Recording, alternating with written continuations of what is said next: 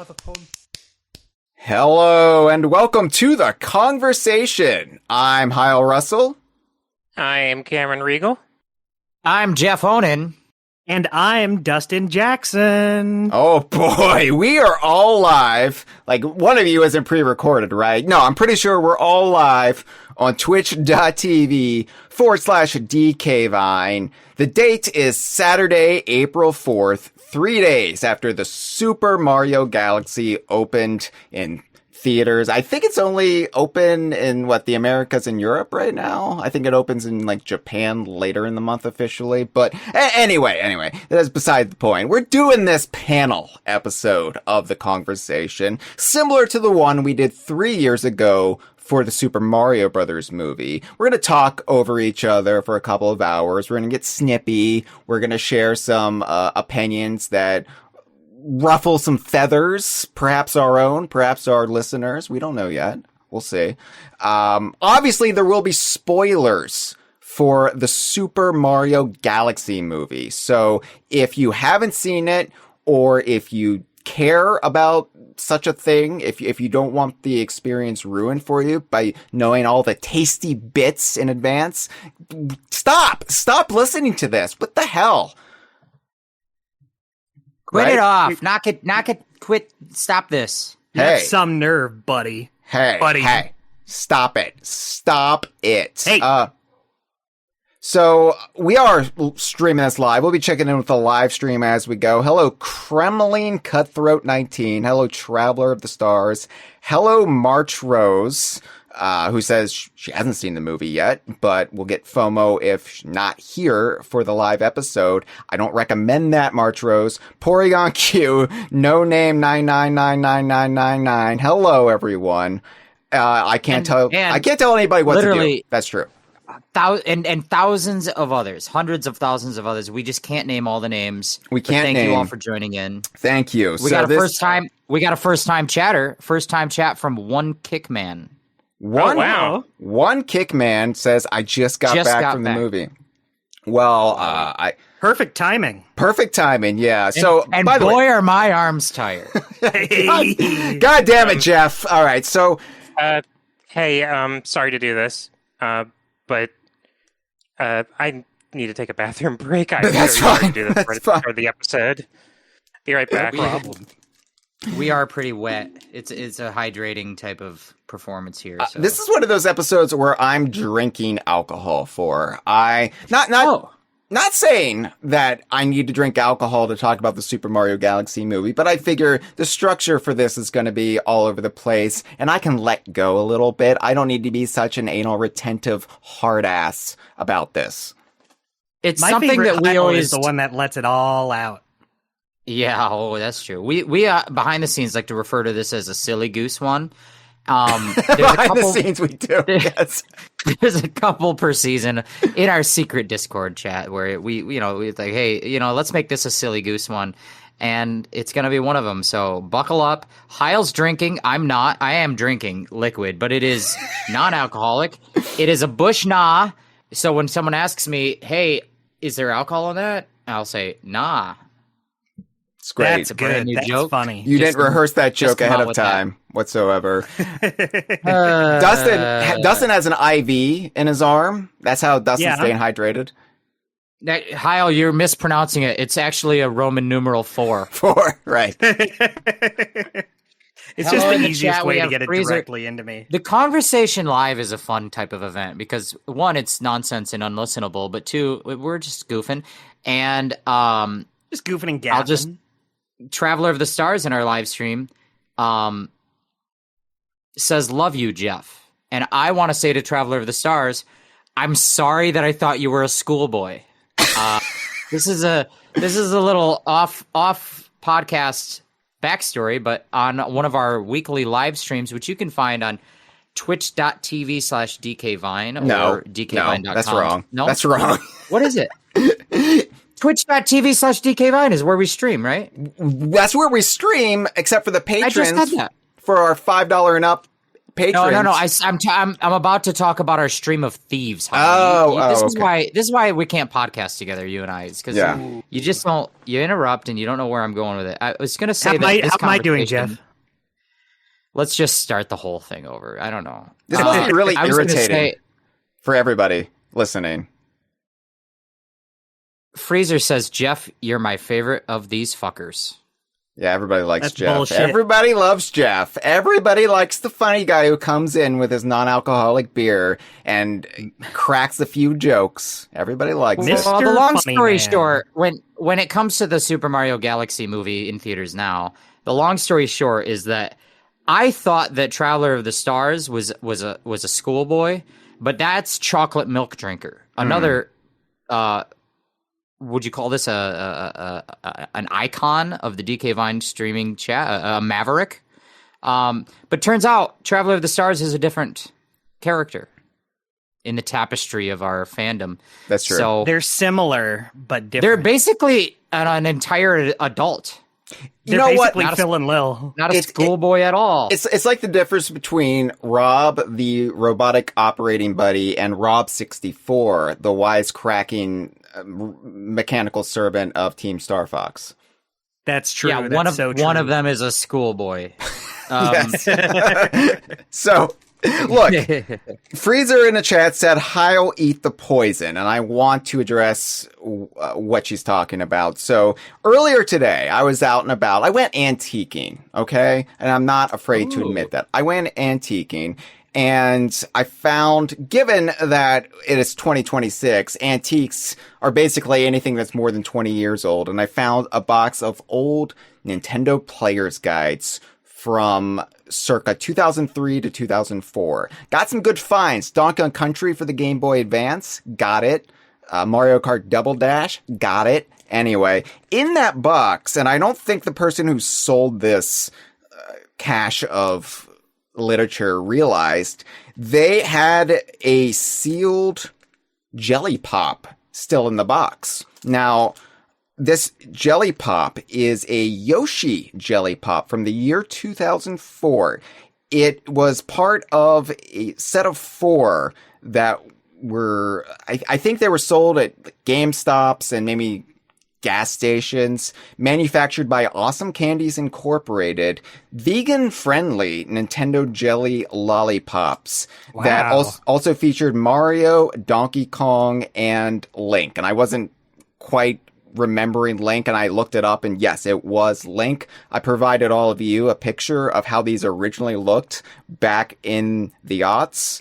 And Yoshi looks horrified. Like he's scared to be eaten. Donkey Kong looks so pleased that he's going to be gobbled up. And the Donkey Kong...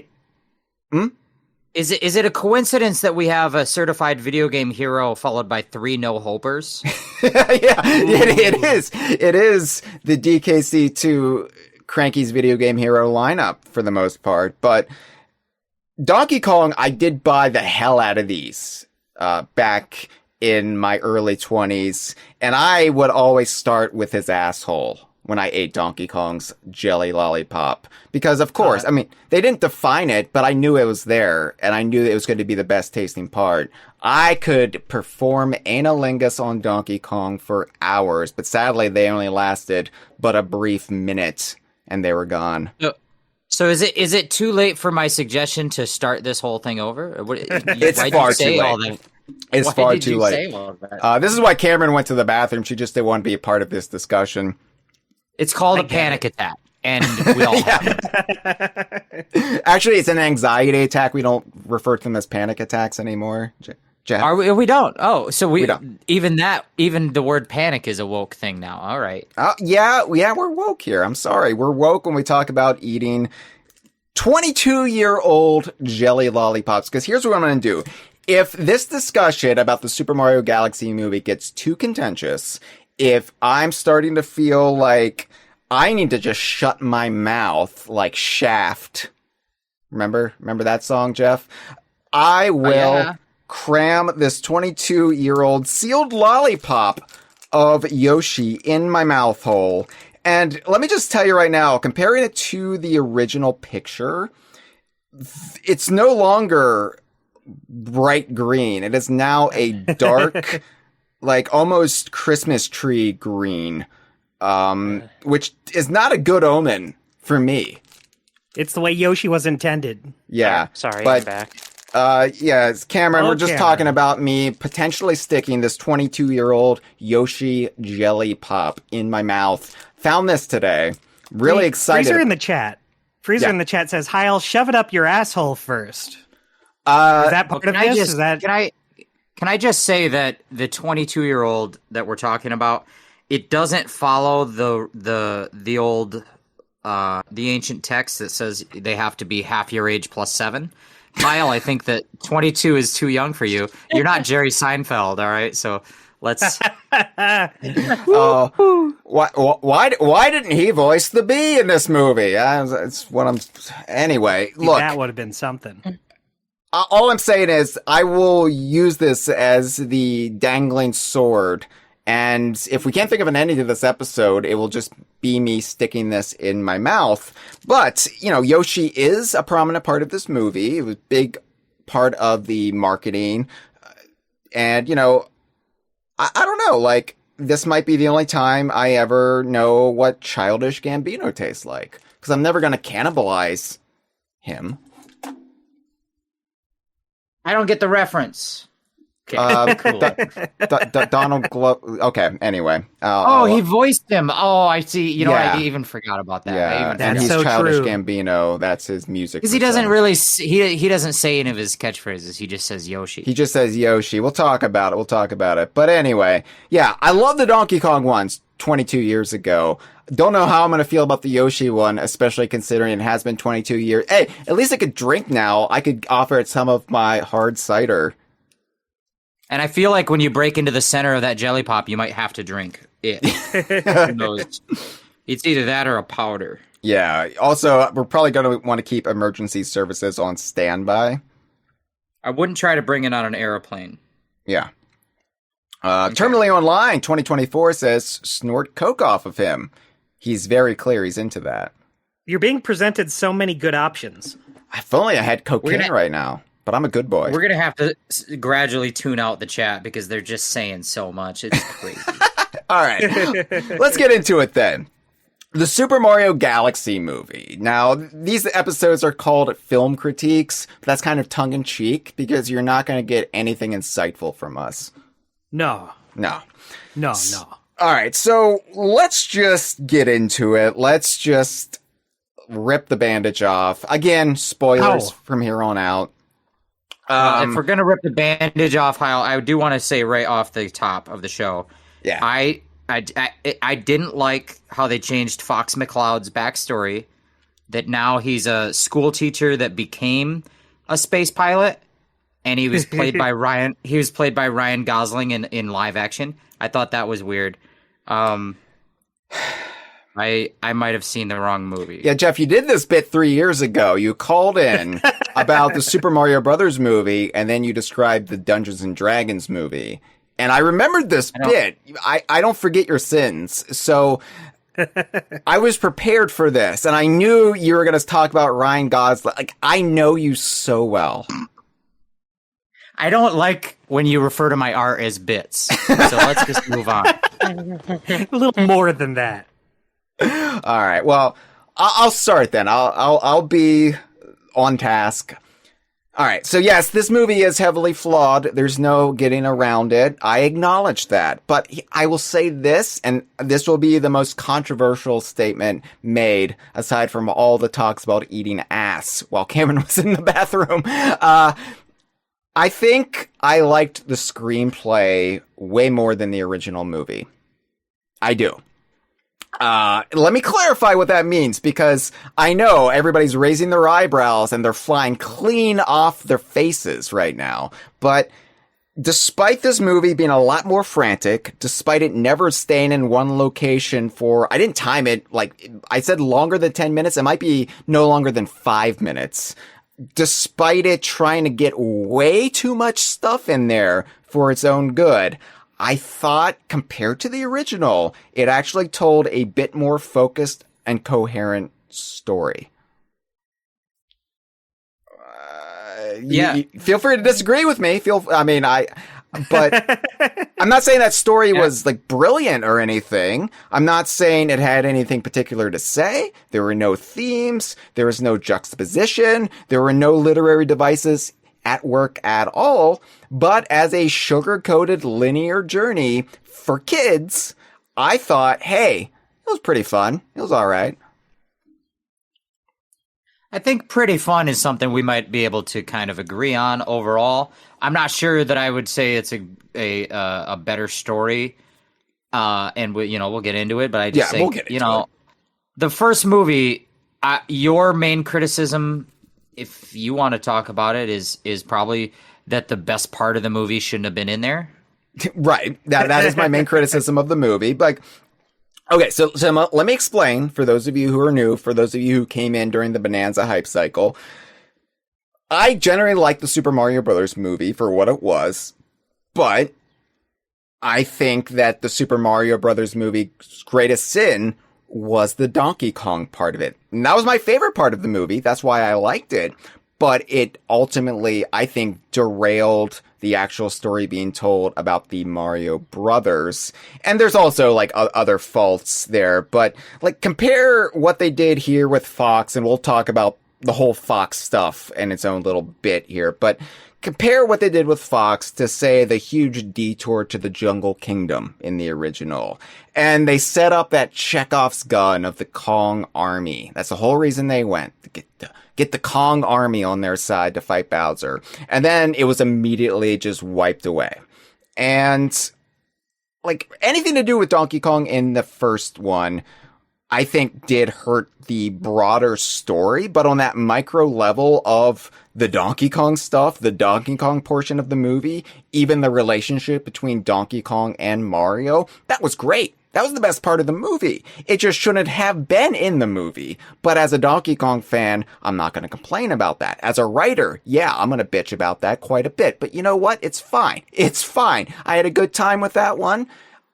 Those were just my criticisms. But dialing it back to this one, I thought from start to finish, they never really introduced anything they didn't pay off, even if that payoff was a little weak. And yeah, I mean, there's nothing substantial there, but I did enjoy it for the most part. And maybe I just walked into this one with low expectations, especially because I didn't have all the Donkey Kong content to, get that sugar high off of. But I had a pretty okay time in the theater. Well, Hyle, you said you go what you went into with expectations and your experience. I feel like we should tell everyone like what was our movie going experience, our physical experience going to the movies. That's true. That can have a big impact on the picture. It paints a giant mural in a castle.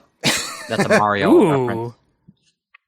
Yeah, so I went opening day, as I did for the Super Mario Brothers movie, and it's spring break for all of the schools in the area. They usually get out the week before Easter, the week of Passover. So they're all out of school. So I was expecting, like the first one, a theater full of children, of families, and me being the lone creepy adult going stag to the Super Mario movie. But the theater was only 30% full compared to the original. Granted, the theater I went to, which was a Reigle Cinema, they had far more showtimes for this one than the Super Mario Brothers movie. Like, I think they had a showtime between standard and IMAX, maybe every 20 to 40 minutes the first week. So it was a lot more diluted as far as not everybody had to go the same showtimes.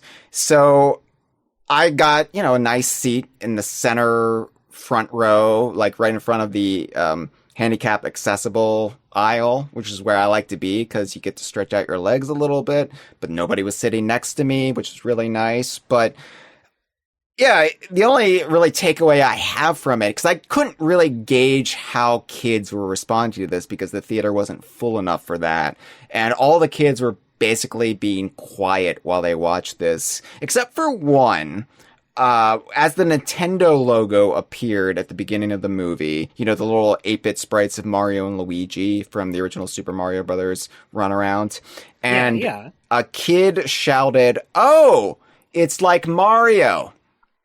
And it's similar to that, yeah. I was like, nothing gets past this kid. Watch out for this one.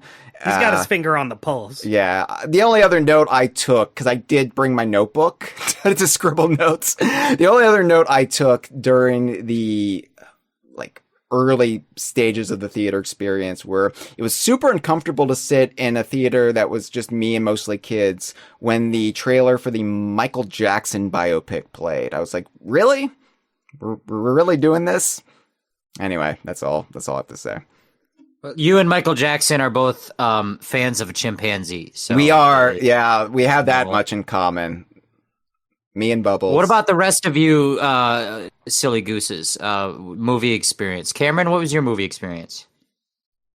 Well, I can't really say any previews or trailers influenced our opinions because we kind of got to the theater right at showtime, and there were not a lot of previews in front of the movie. So by the time I actually had my butt in the seat, the Illumination logo was already on screen. You saw it with the whole Idaho crew. Did you all go together? Dustin included? Yes. Yeah. Oh, I was there. Wow. The Dustin. Yeah. Yeah. It was, I'd say it was a very small theater. We kind of picked the showtime and theater we did because at the time we booked our tickets, seats were entire showings were being booked with every good seat gone. So we ended up in a very small theater, which I guess the only criticism I'd say of the space itself is feel like the screen wasn't the best that we saw it on, kind of low contrast. Did have a lot of families going to see the movie, but I feel like weren't too distracting. I think there was one or two crying infants, but their parents took them out of the theater as soon as that happened. Current babies. Yeah, once they learned that Donkey Kong wasn't a big part of it, they just screamed. I'll say that my experience of going to the movie was pretty much the counter opposite of Hyle Russell's because I did have a packed theater full of children and families, and I was the lone creepy adult. I was the only one. I didn't get a nice seat right in the middle behind the handicapped people. I had to sit all the way on the end of an aisle, towards the front-ish. And I did see the Michael Jackson trailer, but I liked that. So I had the opposite experience of Hyle, all the way down from start to finish. No, but Jeff got up, grabbed his crotch, and went hee hee. Shamon. I also have to add, for context of clarity and everything, is that I've really sleep deprived. I've been working. I've worked 65 hours this week, and my boss is out of town. And when my boss is out of town, I'm the boss, so I have to be in charge of 27 people. And so I've been going in extra early and staying extra late, doing tons of paperwork. And then I got a horrible poison ivy rash all the way down my left arm and my left side of the left side of my torso and the left arm of my arms. And so when I went to see the film, I had taken Benadryl, and I forgot that does sleepy to you. It does. It does sleepy to you, and I was already sleepy, and I don't usually stay up late because I get up for work at 4 o'clock in the morning. So when my movie showing went until 10 o'clock at night, which is past my bedtime, I'm on the Benadryls. I'll be honest with you guys. I was dozing. I was dozing at the back, let's say the back 15 minutes of the movie. There was some doze happening, and I might not really remember a whole lot of the third act, but I remember how it made me feel, and it made me feel that Fox McCloud was in it. So we can talk about it. Jeff just popping the bennies and then heading to the Super Mario Galaxy movie. You know how he'd be. With all the families and the children. Although Hyle said he had one he heard the weigh-in of one child who had a comment to add. Yeah. I also overheard one conversation of the children, and it was this. There was a boy, a young schoolboy, who asked his father, "Dad, what's your favorite movie?" And his dad said, "Well, son," he said it like Hank Hill off of The King of the Hill. Well, son, and he said, "Pulp Fiction." And then he said, "The kid," I'm immediately, my ears perked up. Would you say Pulp Fiction? And the kid said, "We should watch it." And the dad said, "I don't think so."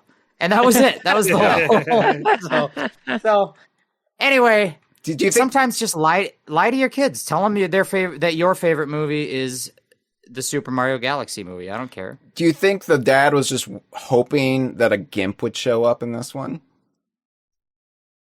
He wasn't hoping, he was expecting. He left right. Disappointed. Yeah, so Can I just say a little bit about me before we really launch into it? Because you never do that. You know what? I'm sorry I have to keep the patter going, and the best way to do that is to share intimate details about my life, Jeff. But I've never actually played a Super Mario Galaxy game. What? Never in my life. So what a shocker.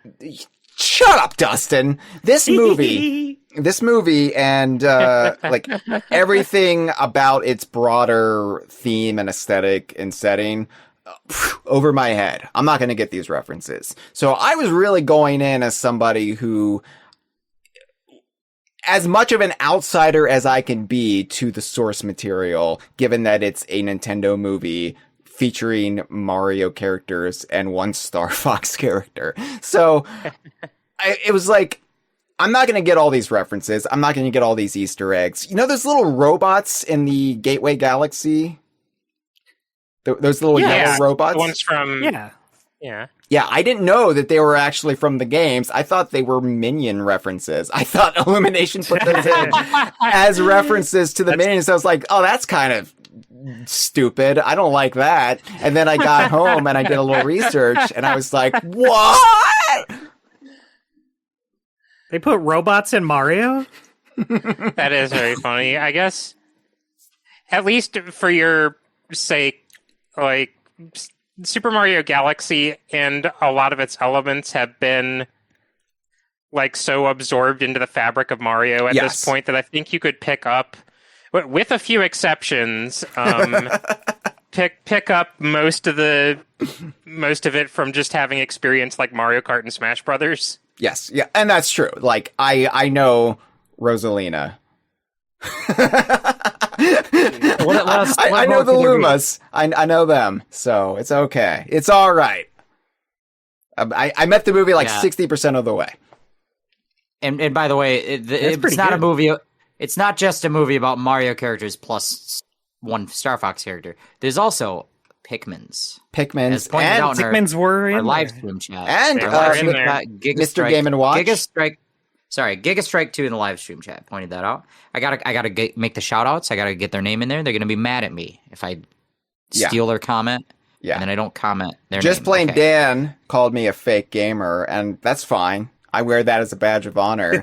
I'm a Donkey Kong zealot, not a gamer, and that's okay. And the thing about Pikmin is that Hyle, he never made it outside the grass, but outside of Olimar's ship. He just walking around the grass. That's how he plays Pikmin. That's how I play. He had to max out his Pikmin count. Actually, I just got Pikmin to get the trophy in Super Smash Bros. Melee, and then never played the rest of the game. That's a real true story, isn't it? That is a fact about my life. You know, suck on it, nerds. I don't care. I don't care anymore. I'm past the point of my age where I care. I like a 22-year-old lollipop. Yeah, I might do that. Yeah. I might do that. People might be begging me to kill myself with this by the end of the episode. Guys, we have to be so careful when we say that sentence about the 22-year-old, and then because if you didn't finish, if someone interrupted you, if that sentence finishes 2 words early, like, come on now. All right, so The Mario movie. The Mario movie. Should we talk about it? Should we get into it? Where do we start? Do we start with the overall? I think we need to talk about the overall plot. Just give the overall or the shoes, the kind of or the overalls. You know, because they're Mario Brothers. Yeah. The overalls plot. Right. I think we need to give a Cliff Notes version of what the general story is, because this was frantic. I got to be honest. I don't think I could really tell you beat for beat what happened in this movie. I was kind of thinking this when you were commenting on your thoughts on the overall screenplay, Hyle. I feel like as kind of like jerky as the original Super Mario Brothers movies like events are, I feel like it would not be hard for me to sum up what happens in order, like concisely. I'm not sure I could do that for this movie. Yeah, like the overall plot, okay? Bowser Jr., Bowser's unseen, unspoken of child, shows up. He wants to win the love of his dad, who, if you remember, was shrunken down with a poison mushroom at the end of the first movie, and he's been kept in like a little birdcage castle in Peach's castle. And Bowser Jr. wants to like earn the respect of his dad by making the bedtime stories that Bowser told him when he was a toddler come true. And these bedtime stories involve them living on and ruling over an entire planet, an entire Bowser-themed planet, with a Death Star-esque laser that could destroy other planets. And so Bowser Jr. is like, I'm going to build this for my dad so he can love me. And I can finally be more than a fail son, you know, a Nepo baby. So Bowser Jr. is like, well, to power this Death Star laser, we're going to need the magic blood of Rosalina, who is they don't really explain what Rosalina is except the caretaker of the Lumas.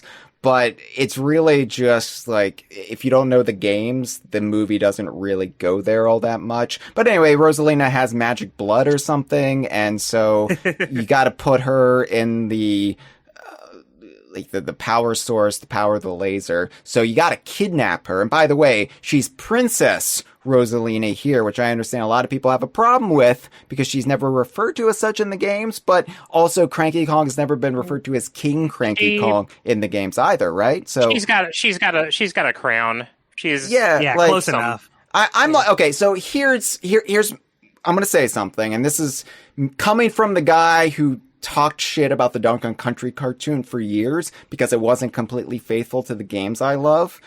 Adaptations of anything, be they video games, books, whatever, they're never going to be 100% faithful because they're different mediums. You gotta change some things sometimes. You gotta abridge some things sometimes. You gotta rearrange the elements a little bit to get them all to work, especially when you're dealing with 40 plus years of history. So you know what? I don't give a shit if she's Princess Sometimes Rosalina. you have to throw a crystal coconut in there. I have seen that be a stumbling... sorry, go ahead. No, go ahead, Cameron. Sorry. I do feel like I have seen that be a stumbling block for a certain subset of people online. Like, you have to understand what an adaptation is. Yeah. Yeah. And I just want to say, because our live stream chat, we've had 2,000 comments that said, Hyle, it's called a mini mushroom. And I want to defend my friend Hyle. Thank you. Because Thank actually... you, even though I was asleep on medication, I remember that in the film itself, specifically in the scene on the flower planet with the bees, miniature Bowser is trying to goad Mario into attacking him to wear off the effects of the poison mushroom. And those are Bowser's words. He says poison mushroom. In that context, it may be a mini mushroom, but it would not be inaccurate for Hyle to say for him to say it's a poison mushroom. Oh, this adaptation of the Kongversation is going so off the rails. I think Kyle was right on the money with that one. Listen.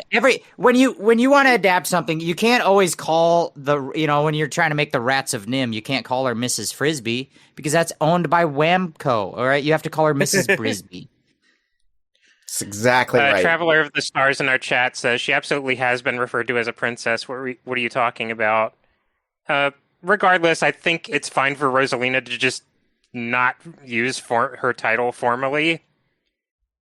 It doesn't matter. I think that people don't know what...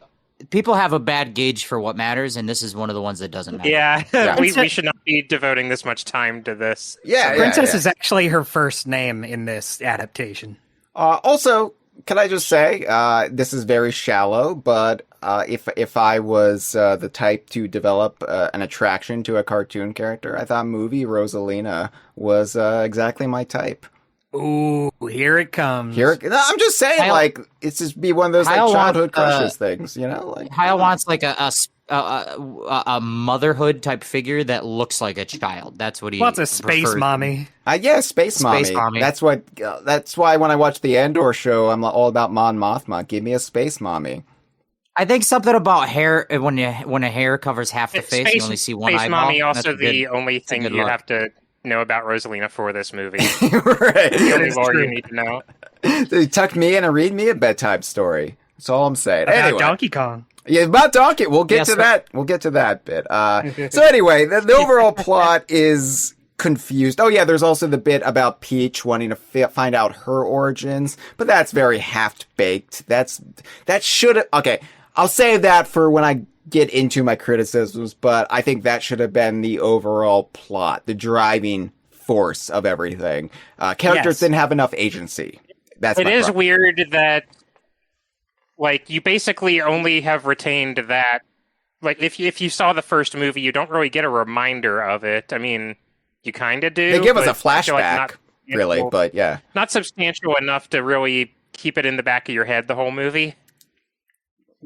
Yeah, it's something that I think could have served as the anchor to this movie, but again, this is going to be me. Traveler of the Stars is going to get mad at me, going to accuse me of being a snob again, coming in here with my screenplay books, my Sid Field screenplay books, and be like, no, this is how you do it, actually. And I don't want to talk shit about the actual screenplay, because I thought this was an improvement. I did think this was an improvement.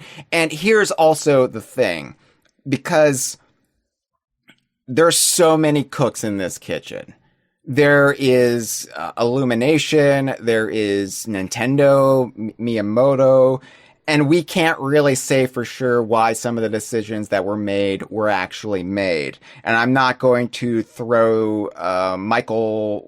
who's the screenwriter for these?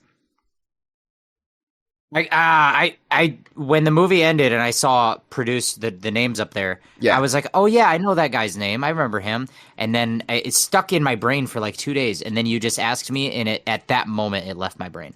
Yeah, I was about to say Jared Fogle, but that's the Subway guy. Matthew Fogle is the credited writer. Okay, yeah, I don't want to talk about the Subway guy. So I don't want to throw him under the bus, because I think he probably did as good of a job as he could with all of the studio notes, with all of the Nintendo notes, with all the directions and all the things he had to work in.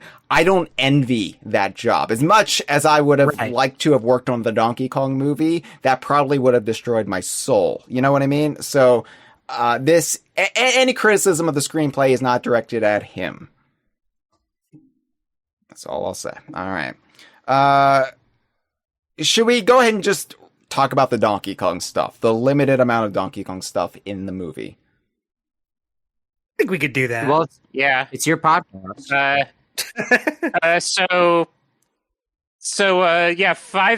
5 minutes into the movie, I feel like we have a very exploitable scene for our purposes. Well, before you said you got there right when the Illumination logo was appearing. Did you see the Donkey Kong reference in that? Yes. Yeah, okay. So the whole thing starts off with the minions basically playing a handheld version of Donkey Kong 81, and then one of them picks up the hammer from the arcade game and then starts smashing it with the sound effects playing.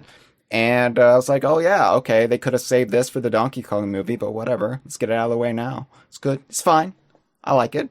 Donkey Kong doesn't use that hammer. It's basically a Mario. It's a Mario. You're right, Jeff. Of course, you're The always movie right. feels very front-loaded with apologies that Donkey Kong is not important to this movie. Please understand that we're doing a Donkey Kong movie, but we're not going to say that officially yet. So here's some Donkey Kong stuff. Yes, 5 minutes in the movie, we have the most relatable part of this entire affair, where Space Mommy is reading her Luma's a bedtime story.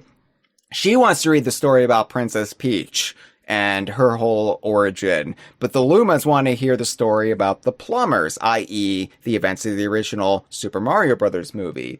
And then one of them says, "Get to the part about Donkey Kong." And then they all just start chanting, "Donkey Kong, Donkey Kong." And then one of them even starts emulating Donkey Kong, puts on a little tie, gets a buff physique, and throws a barrel. And I was just like, I stood up, with a tear down my face. I gave the military salute. And then the little kid who shouted out the screen before told me to sit the fuck down. He got you, though. You got to admit. When the one Luma says, "Get to the Donkey Kong part," I audibly, loudly laughed out loud, and I never you know what I mean? Like, how rarely when you're watching a comedy do you really burst out laughing? I really, Yeah. I was really looking forward to cracking up. Yeah. Hey. Yeah, like it was a regular osmosis jokes. There was a couple actual lines in this movie that did make me laugh out loud, or bits, I should say. And I was actually surprised that it elicited that response from me, because the trailers, the ads, I thought all the jokes would be punctuated with the Illumination style deflating, "Well, that just happened," way to kind of let the audience know, hey, that was a joke. And they didn't actually do Now that I as get much it. as I feared. And so I was actually quite pleased with the humor quota. Awkward. Yeah. So I'm going to swipe left on that one. I'll have what she's having. this is just IDARB now. We gotta stop. Just I drink your milkshake. yeah. IDARB is good. That's a reference. Google it. And as a reference, there were a few bits, like the bit with R.O.B, the robotic operating buddy, that I was like, okay, this is decent. They didn't botch this. There was also a good amount of just visual gags that don't really need a pithy one-liner or anything, that I thought were clever and fun, and I did chuckle quite a lot. Yeah. So Hey, you know what though? I actually wish the movie had a little bit more just Looney Tunes-esque slapstick moments, but that utilize the mechanics of Mario bullshit. Because there's one scene where Mario uses an ice flower, and he can shoot snowballs, and he achieves his goal, and then he goes to high five Luigi, because that's what they do after every scene, is do the fist bump or whatever, and then he turns Luigi into a icicle block, and he's like, "Oh no, I'm a Mario." And I just feel like little slapsticky things that use Mario components. I wish there's a little more of that. Just give me a bunch of Looney Tune shit. yeah. You could get a lot of that in there. Yeah, I think the standout one, and granted, this is actually smart setup for something that happens later in the movie, but I think something that is kind of that I did think, oh, that was very clever, was when they're showing off the Bowser planet that Junior has assembled for his father. They show that there is a roller coaster for Koopas to ride. Oh, And the track goes directly into lava, and they come out as dry bones. That's fun. yeah. That was actually a that's not little bad, deft piece of setting something up for later in the movie to kind of introduce Right, this it's idea. I think I It's could actually part single. two. That single bit that was out actually part two of a 3-part bit, because the very first scene with Mario is you have them racing on motorcycles through the desert, and you get a little moment of a dry bones buried in the sand, and a Goomba comes by, and then the dry bones like animates and comes back to life, and then it gets run over by the motorcycle. So you get this introduction to the dry bones, and then later you see the Koopas go through the lava, and then later you see Bowser, spoiler alert, go through the lava. So very smart. It's actually like a really good movie. No, but that is actually a really good example of setting something up in a screenplay and then paying it off. You want to plant seeds in the audience brain without them thinking about what they're seeing, but then like having that cause and effect pay off later. Sid Field in all of his screenplay books points this out and specifically uses dry bones as the example. It's not true. That's true. It's not true. It is true. There's too much of a pause there. You didn't yes and me, so I have to immediately pull the rug out from the bit when you don't yes and me fast enough. Both of you are so trustworthy. I don't know which one is lying. Shoot him. I'm the dad. So we had the Luma scene. Did we already talk about that? Donkey Kong also does have a physical cameo. We didn't talk about that. We got sidetracked talking about space mommies and skeletons, but Donkey Kong does appear in the background of the early montage showing Yoshi strut around Brooklyn to the Notorious B.I.G. And I thought that, like, this was a little confusing. I was like, wait, is that Donkey Kong? Why is Donkey Kong hanging out in NYC in the reality of this movie? Doesn't really matter. They don't explain it. It's a wordless cameo. He's just hanging out on some girders as Yoshi is strutting through town. And that's it. That's it for Donkey Kong as far as physical appearances go. He's going to marry Mario's mom. Oh, that would be hot. I do think that would be good. It's a way. That's how you get back at your enemies. But I like the fact that we all kind of already knew that Donkey Kong wasn't going to play much of a factor in the movie. Yeah. Because Seth Rogen was not at all a part of the marketing for the movie, and maybe he could have had a cameo or like one scene or something. But we all pretty much were prepped that Donkey Kong wasn't in this. But I like that they did all these things. They had the cameo, they had the Lumas talking about it, to just remind the audience, like, Donkey Kong exists. Donkey Kong exists. Don't forget that Donkey Kong exists. Yeah. He exists. And I feel like there's like a cynical, like, oh yeah, this is how you set up a thing. Like, it's a purely marketing move to prepare people for the movie. But that's fine. I think it makes sense also, like, just to prime people narratively that Donkey Kong is really part of this world. It didn't even really feel like just blatant setup for a Donkey Kong movie, which in a way I respect. It, as you said, it was just kind of a cute reminder that, like, there is object permanence in this universe. Donkey Kong didn't quit existing just because he's not important to this story. With this gorilla. You know, as the Donkey Kong guy, I mean, we're all Donkey Kong people here. Like, I'm not trying to take that title away from anybody. But as the one who has the weirdest devotion to it, probably. I mean, you all have more varied interests as far as gaming and occupations go. I've made my whole identity Donkey Kong.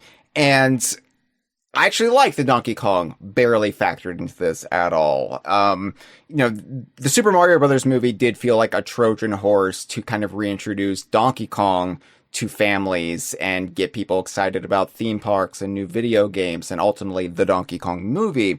But here, like, it was just about the involvement I expected Donkey Kong to have in a sequel to that movie. Like, I never thought Donkey Kong would factor much into the sequel. And I'm actually surprised at how little he actually did. Like, I always said there's probably going to be like a Zoom call with Donkey Kong towards the beginning. Like, hey, Donkey Kong, what's up? All right, bye. And then that's it. And maybe end credits stinger where, I don't know, the banana horde is missing or something. And we kind of like do the MCU style setup for another movie, another franchise. They didn't do that. And I kind of respect that more. I like that they just kept this. Well, except about Fox, but they just kept this to Mario and friends. And that's kind of what I want. I don't want Donkey Kong to always have to show up in a Mario movie, just like I don't really want Mario to show up in the Donkey Kong movie. So this was fine. Yeah, and Hyle and I had talked on a previous episode where I said that maybe they would do, they'd open the movie in media res in the middle of the action and have Mario and Donkey Kong team up to do some little quest, like they're in the middle of beating up a bad guy, and then Donkey Kong's like, yeah, thanks for helping me out with that, Mario. I got to go back to Jungle Land, and then that's the end of Donkey Kong's involvement. But yeah, I'm glad that they didn't, because they actually did open the movie in media res, kind of with Mario and Luigi just racing through the motorcycles. I think that happens after the storybook scene, but it is the next scene. And it didn't need it, and they still do a good job of just like reminding you that Donkey Kong's there. But they have so many new characters that they have to establish. The movie would have been too busy to also incorporate. Not incorporate, that would be a pun, but I didn't mean it. To incorporate Donkey Kong when you're trying to introduce Rosalina, Bowser Jr., Yoshi, and you want to give all of them an equal, like, important role that tells why they're there and what their motivation is. Like, especially Yoshi, they need to put some time into that. So there's no time for Donkey Kong. Yeah. And it really did feel like this movie was so jam-packed with so much, and to its detriment, probably. But yeah, I don't know where Donkey Kong or even Cranky Kong would have fit into any of this, and it was better for leaving them out. So here's how they should have done it: is Return of the Jedi.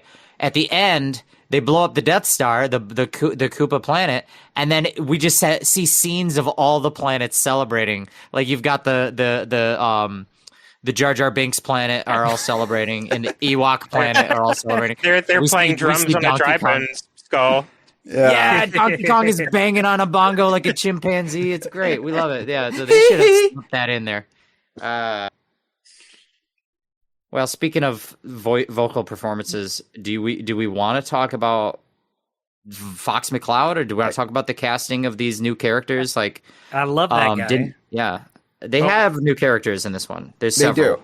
They do. I thought Brie Larson did a great job. I thought Donald Glover did a good job as Yoshi. Like, I mean, granted, all Yoshi said was Yoshi, but there was different annotations of it. There was different, like, it wasn't just Groot from Guardians of the Galaxy. Right. And he is doing a voice. This is not how Donald Glover usually talks. Yeah. So, like, who played Bowser Jr.? Who was that guy? Who played Bowser Jr.?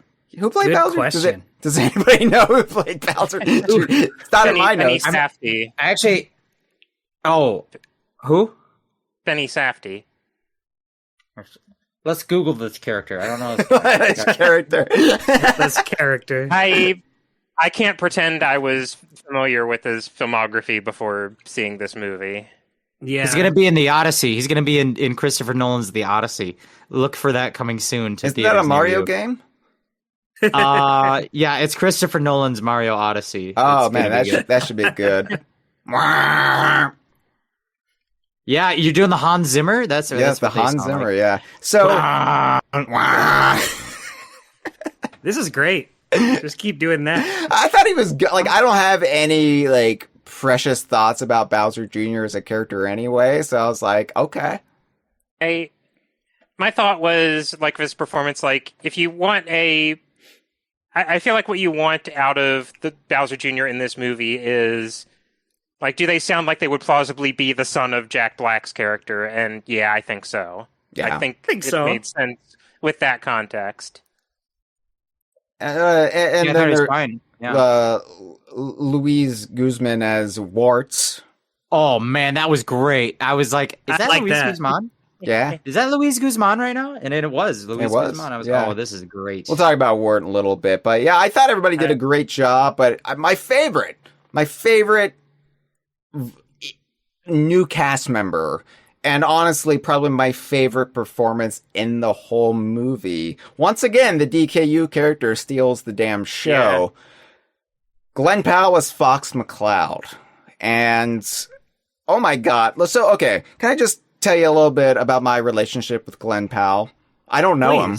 I don't know him at all, but... yeah. Is he 22? Never, I couldn't come up with anything. Never had him in my mouth. Never had the pleasure. Okay, so, I am a pretty boring... Face mommy. I'm a pretty boring cishet guy, right? Like, I'm like, oh yeah, Tell me about it. What do I get out of the Super Mario Galaxy movie? It's having an attraction to Space Mommy. So, I'm pretty basic as far as that goes. It's not a bad takeaway. I can see a handsome man, though, and be like, that is one good-looking dude. I'm not threatened by my masculinity or anything. I'm comfortable with who I am, and I can just say, yay, man, I would. Get me a little drunk. And with Glenn Powell, he's like this big, handsome, leading man now, and, they're really bigging him up, and I don't think he's, like, he looks like a stretched-out Hemsworth to me. And so, like... my whole idea of Glenn Powell is I don't see it. Not judging him by his acting quality whatsoever. I'm just being superficial, but coming from a weird perspective of like being cishet and just being like, why am I judging him for this? This is stupid. Anyway, long story short, Hyle's main takeaway from the Mario Galaxy movie is that as a straight man, I don't even want to fuck Glenn Powell. Yeah, but what I'm saying is, after his performance with Fox McCloud, maybe I would. Because I see it now. Oh! I get it now. So Hyle, unlike all the characters in the Mario movie... Disney's Robin Hood situation. Yeah. Unlike all the characters in the Mario movie, Hyle has an arc. Like, maybe I have a Devil's Three-Way with Space Mommy and Fox McCloud. I don't know. I have to say, Fox was definitely the highlight of the movie for me, and I was just extremely impressed with Glenn Powell's performance here because, like, I hadn't really been familiar with anything he was in. I knew he was in Top Gun Maverick, but I hadn't seen the movie. And, when I hear, oh, Glenn Powell is Fox McCloud, he was in this, I think, well... cynically, oh, okay, they just cast him because he was a pilot in a movie that was very successful. But I ended up, like, looking up, okay, I'll look up interviews with this guy, see if I can get a feel for what he's going to be like in the movie. And I was shocked, like, oh, okay, he's kind of got the exact timbre you want in a voice for Fox McCloud. Because I feel like the easy mistake to make with Fox as a character, and that this movie very, very much avoided, is the temptation to make him like cool, unflappable action hero guy. Mm-hmm. Because that's not really who Fox is. Like, he is cool, but he always feels like he has something to prove. He's like in Star Fox 64, between the vocal performance and just kind of what he has to get up to. The impression I always kind of got of Fox McCloud, especially like at the point in Fox's life that he is in 64 and presumably in this movie, because they don't really touch on this, and I feel like they want to keep it in their back pocket if they do a Star Fox movie. He's like barely out of his teens and kind of has the vibe to me of like, okay, what if like Marty McFly had to like get serious? Right. Is kind of it. I have like thought that if I was a little scratchy, a little emotional. Yeah, Cameron, I literally, when you were describing what you think of Fox, he's not like this straight action hero guy, is I was thinking he should be voiced by Michael J. Fox, and he'd be Michael J. Fox McCloud, and that's just that would be good. It would work, but also maybe I don't know if he still is working. He's got, he's getting older, but in his prime, Michael J. Fox McCloud would have been a dream. What I actually was surprised about this performance was I got little notes of all the game voice actors of Fox McCloud, English voice actors, I should say.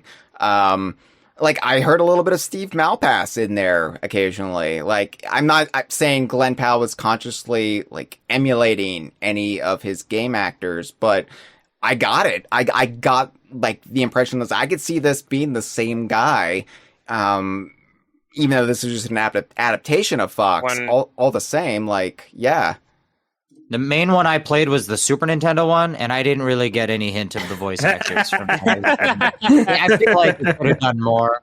They could have done more. I mean, I 100% agree. And I mean, granted, part of it is just not having been exposed to this actor for so many decades that I just know how they sound by heart. But he was probably the character most in the movie who, like, I just was not thinking, like, oh, this is the actor playing this character. I just hear that voice and say, yeah, that's Fox McCloud. Yeah.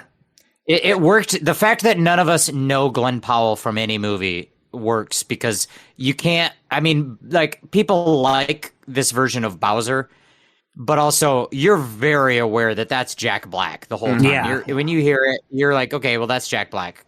But when you hear this, you're not thinking of Glenn Powell because has anyone seen the 2025 version of The Running Man? I don't think so. Nobody saw that. So. We just hear a voice and we don't listen. We don't picture a real man. I also like, they didn't Flanderize him too much. They didn't make him too silly. To Cameron's point, he gets whiny, but he gets whiny in the games too. Star Fox Adventures, that's all he does. It just meh, meh, meh, meh. Yeah. So you get that point where, the R-Wing crashes and he has his little freak out, his little diva moment. And I like that. I was like, yeah, you know what? I could see Fox doing that, especially it gives you some version. comedy out of him, so he's not just like the cool hotshot guy. Yeah. It is also completely understandable. He's a guy stranded in a different universe and his, like, one vestige of home is crashed Right. on him. He's a guy with a lot going on in this movie. I like that he's got his... Also, by the way... Oh, go ahead. I'm sorry, go ahead, Hyle. No, I was just going to say, I like that he's got insist. a vest again, like in Star Fox Adventures and Assault. I'd also be remiss. I think Adam would be upset if I didn't point this out because he clocked it in the movie. Fox crash lands on a planet of dinosaurs. I was waiting for them to say. I wanted Fox to be like, "So what is this? Some kind of dinosaur planet?" By the way, I just and looks at the screen for like 2 minutes.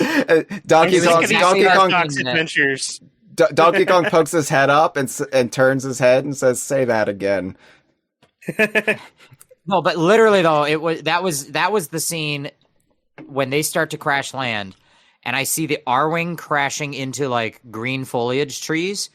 I was like, oh, here we go. We're on Donkey Kong's part. Like, this is going to be the Donkey Kong part of it. I was like, they couldn't help themselves. They're going to crash land on a Donkey Kong part. And I was like, for just brief, like, instant flashes of, like, processing what's going to happen and trying to imagine before you can really take in what's going on, I'm like, are they going to have is this like the Smash Brothers scene with Diddy Kong and Star Fox? Like, what is going to happen here? Like, what is happening? The R-Wing is crashing on a jungle planet. Donkey Kong and Star Fox are going to do, Donkey Kong and Diddy Kong are going to do a subspace emissary thing. Like, I was getting big subspace emissary vibes, especially because, yes. Like, they not only have like the R-Wing crash in the jungle and stranding Fox, they also have an interaction between Fox and Peach where they kind of like mutually calm each other down. That was also a thing in Subspace Emissary. Yeah. I also really liked, and they were using Pikachu as a generator. It was cool. I also really liked, and again, this is the DKU fan in me, where we have that brief moment when Fox and Mario meet and they kind of give each other the stink eye before they like immediately like drop it. And you think there's going to be this like huge rivalry between the two of them because here's this like sexy Robin Hood Fox. Maybe Peach is going to go for that. And maybe we're going to have a replay of the Donkey Kong Mario rivalry from the first movie, but then it just kind of shrugged away. I enjoyed that. I thought that was a clever bit of subversion. Yeah, it genuinely worried me that they were going that direction, and I was glad they just immediately tossed it in the bin as a joke. Freezer says, Hyle, don't call Fox sexy unless you mean Mulder. Look, 1990s David Duchovny, I also might not turn up my nose at that. I'm just finding out all sorts of stuff. Devil's Triangle with the X-Files? Yes. They went to the Devil's Triangle in that one, remember? It was that World War II time travel episode. You know that I remember. Also, by the way, I'm eating popcorn. But listen, it goes deeper than that. It goes all the way to the top because this is leftover popcorn from my Wednesday night viewing of the Super Mario Galaxy movie. I have the refillable bucket that every time I go, I can refill my bucket. And it's too much popcorn for one man to eat. So I got home. I have half a bucket left. I threw it in a big Ziploc baggie, a 1 gallon. What are they? Are they 1 gallon bags? A half gallon bag? Whatever it is. And I still have the popcorn. I'm eating it right now for you all. And this is my version of a 22-year-old Yoshi. It's popcorn Wednesday. Can I just say, I did not buy any concessions when I went. I brought in a little container of breath mints, though, and I just nibbled on some breath mints every 40 minutes. You like to sneak snacks in? That's illegal. Yeah, well, they were breath savers. You just said that live. They were breath savers, and I think that Space Mommy would appreciate me having a clean mouth. Should you want to kiss me? You know? No, she's actually into the filthies. Oh, is she? Oh, damn. See, I don't know the Mario Galaxy lore. That's from the games, yeah. I don't know the Mario Galaxy lore like you do. Yeah. It's understandable you didn't know. Yeah. This is going to waste time. This is going to waste time, but my concession experience is... so for the movie, I have a white Star Fox 64 t-shirt that I bought from the Yeti years and years ago at this point.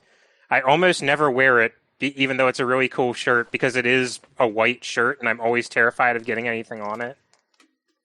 But I'm like, okay, well, I'll wear it to this movie, because when's the next time I'm going to see Star Fox in a movie? I don't know. Probably a few years from now. And I bought a soda and a bag of popcorn, and at one point I was, fumbling to, get my phone out of my pocket, and I didn't realize my soda had been overfilled by concessions and just drenched my shirt with soda. So, it kind of put me in a sour mood right at the start of the movie, and then as soon as I got out, I got home, and I'm soaking this in all kinds of stain removers and vinegar and stuff to try. That's similar to my experience, but I did end up saving it. That was similar to my experience, but instead of spilling soda on my shirt, it was that my entire arm and left side of my torso was covered in calamine lotion. Oh. Hey, Jeff, have you tried, cortisone cream? I don't know what that is. What am I, rich? No, I'm just saying that helps clear up my poison ivy. Well, I'll give it a shot when I go to Rich store. I don't know what you talking I don't buy the popcorn at the movie theater, so I have some money to spend on creams and lotions and what have you. The refillable bucket is $25, but every time you go, you get a full refill for $2.50. And so if you get 10 refills in a year, you've now had 11 buckets of popcorn for $50. That's under $5 a piece. But guess what? My trick is I go more than 11 times a year, so it gets even cheaper. That's how you do it. The last time I was at the movie theater, the cinema, was in 2023 for the Super Mario Brothers movie. Let's find out. What was the last one? On Wednesday, I saw the Mario Galaxy movie, and on yesterday, I saw Project Hail Mary. And then the week before that, I saw a film called Send Help, starring Rachel McAdams. By the way, they should put her in the Donkey Kong movie. Hyle and I are going to talk about it on the next episode of the Kongversation. Not the next episode, but very soon. We're rearranging the schedule. Jeff, I'll talk to you about the schedule. But yes, Jeff and I are going to... I'm reading your document. You wrote it in your document. It's out of date. It's out of date, Jeff. Life happens fast, all right? Got to keep up. But... He updated it in the last minute. This crazy go-go world. So getting back to the movie, and I am just gonna, it's gonna be really hard for me to just not fixate entirely on the handling of Fox McCloud over everything else, because I am just about Star Fox. That's who I am.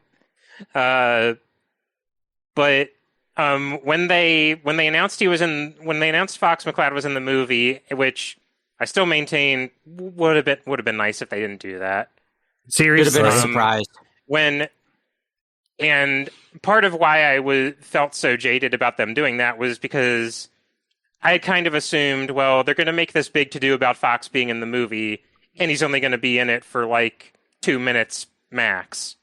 No, pretty sizable part of the movie. I think probably the amount of the movie Donkey Kong should have taken up in the first movie, which is to say, less of it, but still a major character.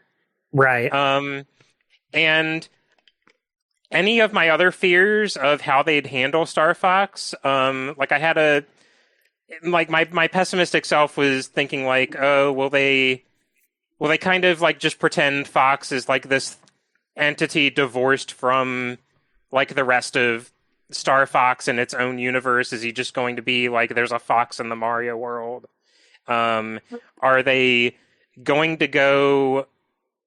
Are they going to like blow their load a little too early with overexposing the world of Star Fox in this movie and kind of undermining their potential to do their own movie with Star Fox? Or are they going to, because Nintendo themselves have done this, overindulge in some of the more memed aspects of Star Fox to a not funny degree? And I think they kind of dodged every single one of those bullets. For one thing, they do clearly establish Fox is from a different universe. We see Falco, Peppy, and Slippy on screen. That was shocking to me.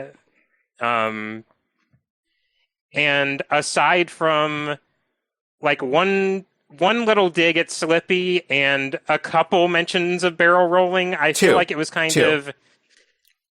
Yeah, like two, as in a couple.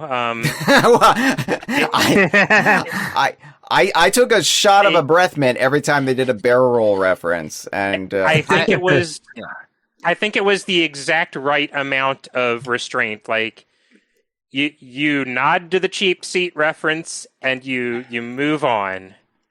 I think the only wrinkle I'd say with Fox's characterization is I feel like, well, I don't know if Fox would say that's what I get for hiring a frog as my chief mechanic.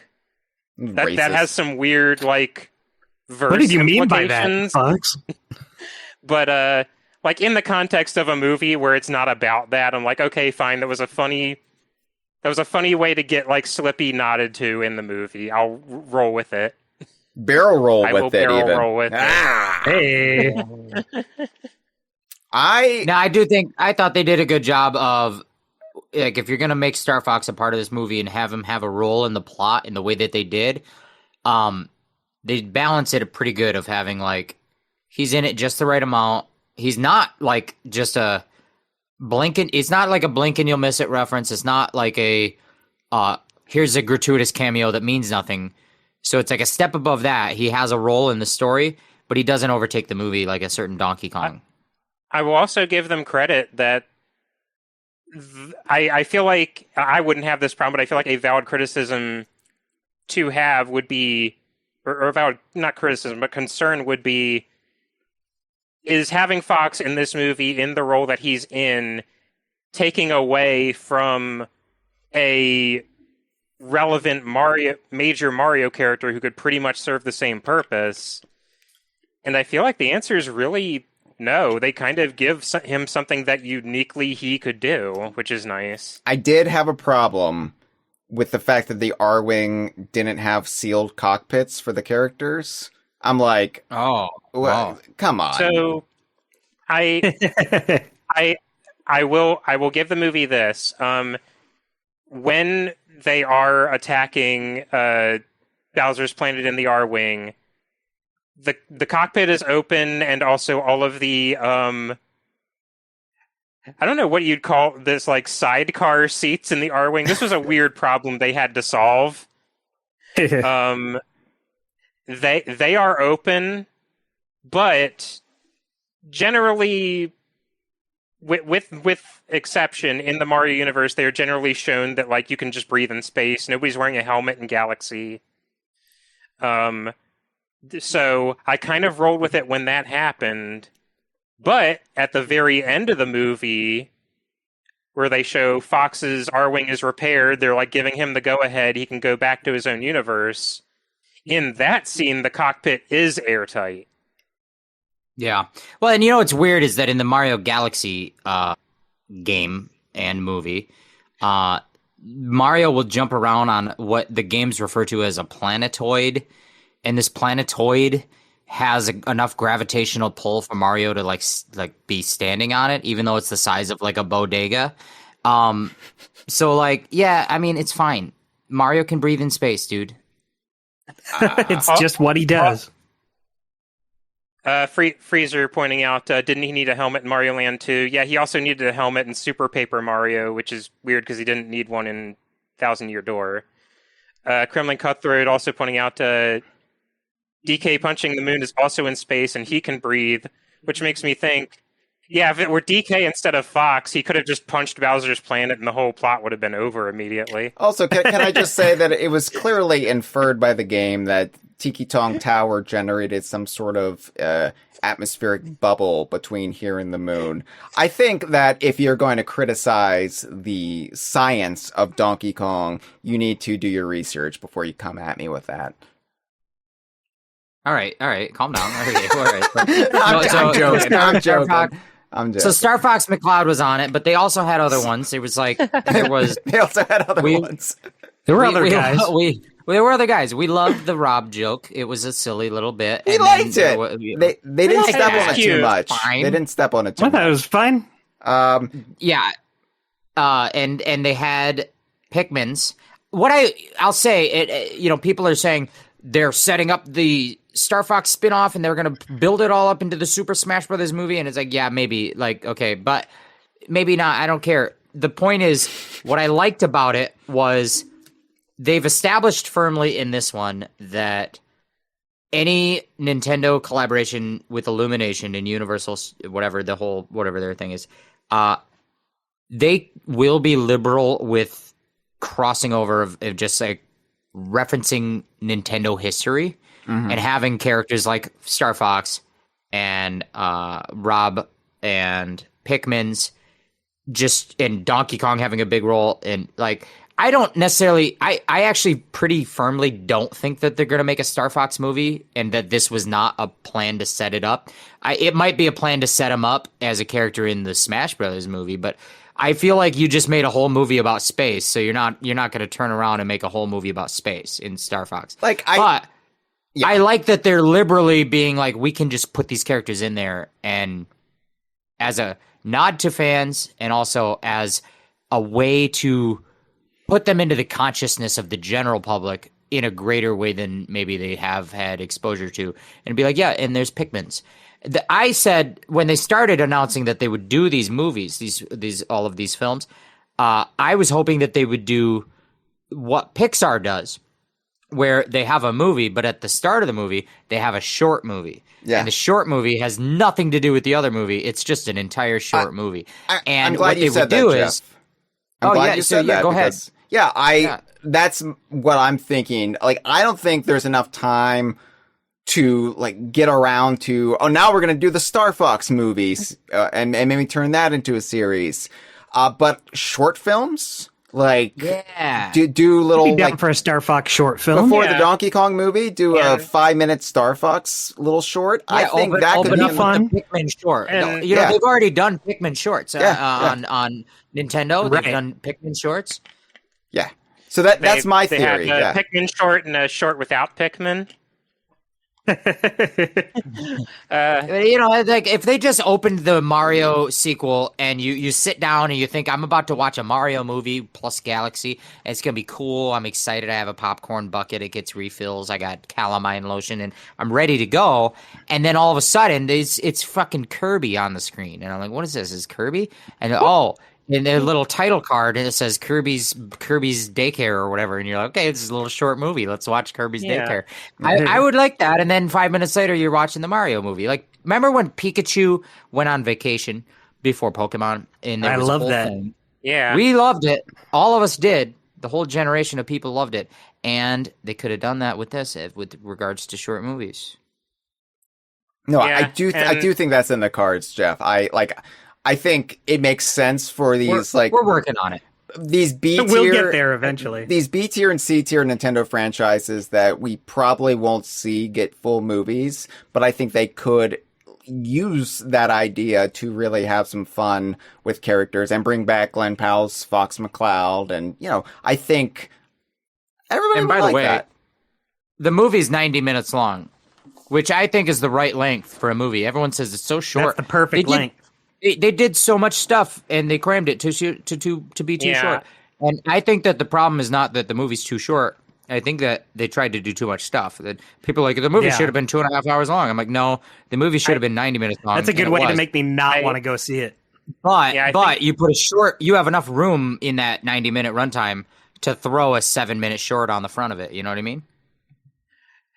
I know what you mean. The runtime, that was a common refrain from me both before and after seeing the movie, where this movie has attracted a lot of, regardless of your feelings on the movie, I think it's attracted a lot of very hyperbolic reviews from critics. Yep. And I feel like my counter, every single time, was in thinking in the back of my mind is, I've watched much worse movies that were nearing the 3-hour mark.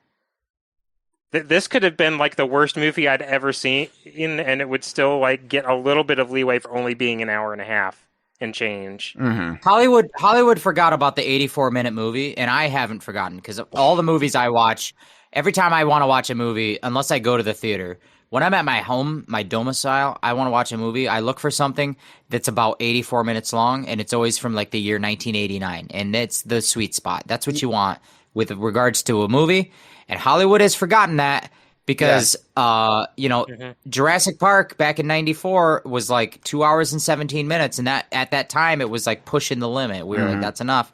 And now they're making boring movies that are 3 hours long. So boring ones. Even though I haven't been to the theater in 3 years, last week my wife and I did watch the new Anaconda film on Netflix, the comedic one with Jack Black and Paul Rudd. And was it great?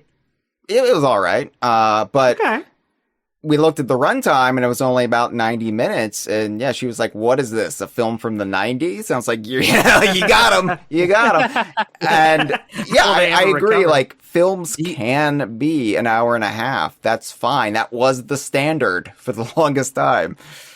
Do you find yourself, like me, when you're browsing the streaming app looking for what to watch, do you find that the runtime, if it's let's say it's a longer runtime, let's say it's 2.5 plus 2 hour, 34-minute movie, do you find that dissuades you a little bit? You're like, I don't know if I want to start a 2 hour and 34-minute movie right now. I find that way all the time. I'm like, oh, this movie looks interesting. What is it? Oh, it's 99 minutes? Sure, let's watch it. Oh, yeah, sure. Sight unseen, that is definitely a factor. If it's something I've heard a lot of positive buzz and recommendations for, and it's creeping on 3 hours, I'll still give it a chance, because I'm I've heard good things. If I just am the modern day equivalent of channel flipping, no, if I see it's that long, I think it's going to scare me off. No, thank you. Mm-hmm. All right. Well, there's also Mr. Game & Watch. Nobody's really talked about him except me. I brought him up a couple times. He shows up and then he's done. I actually forgot. I genuinely forgot. I actually might have slept through that part. I think we'd be remiss, because it's a dark theater and we were all watching the movie, but I feel DK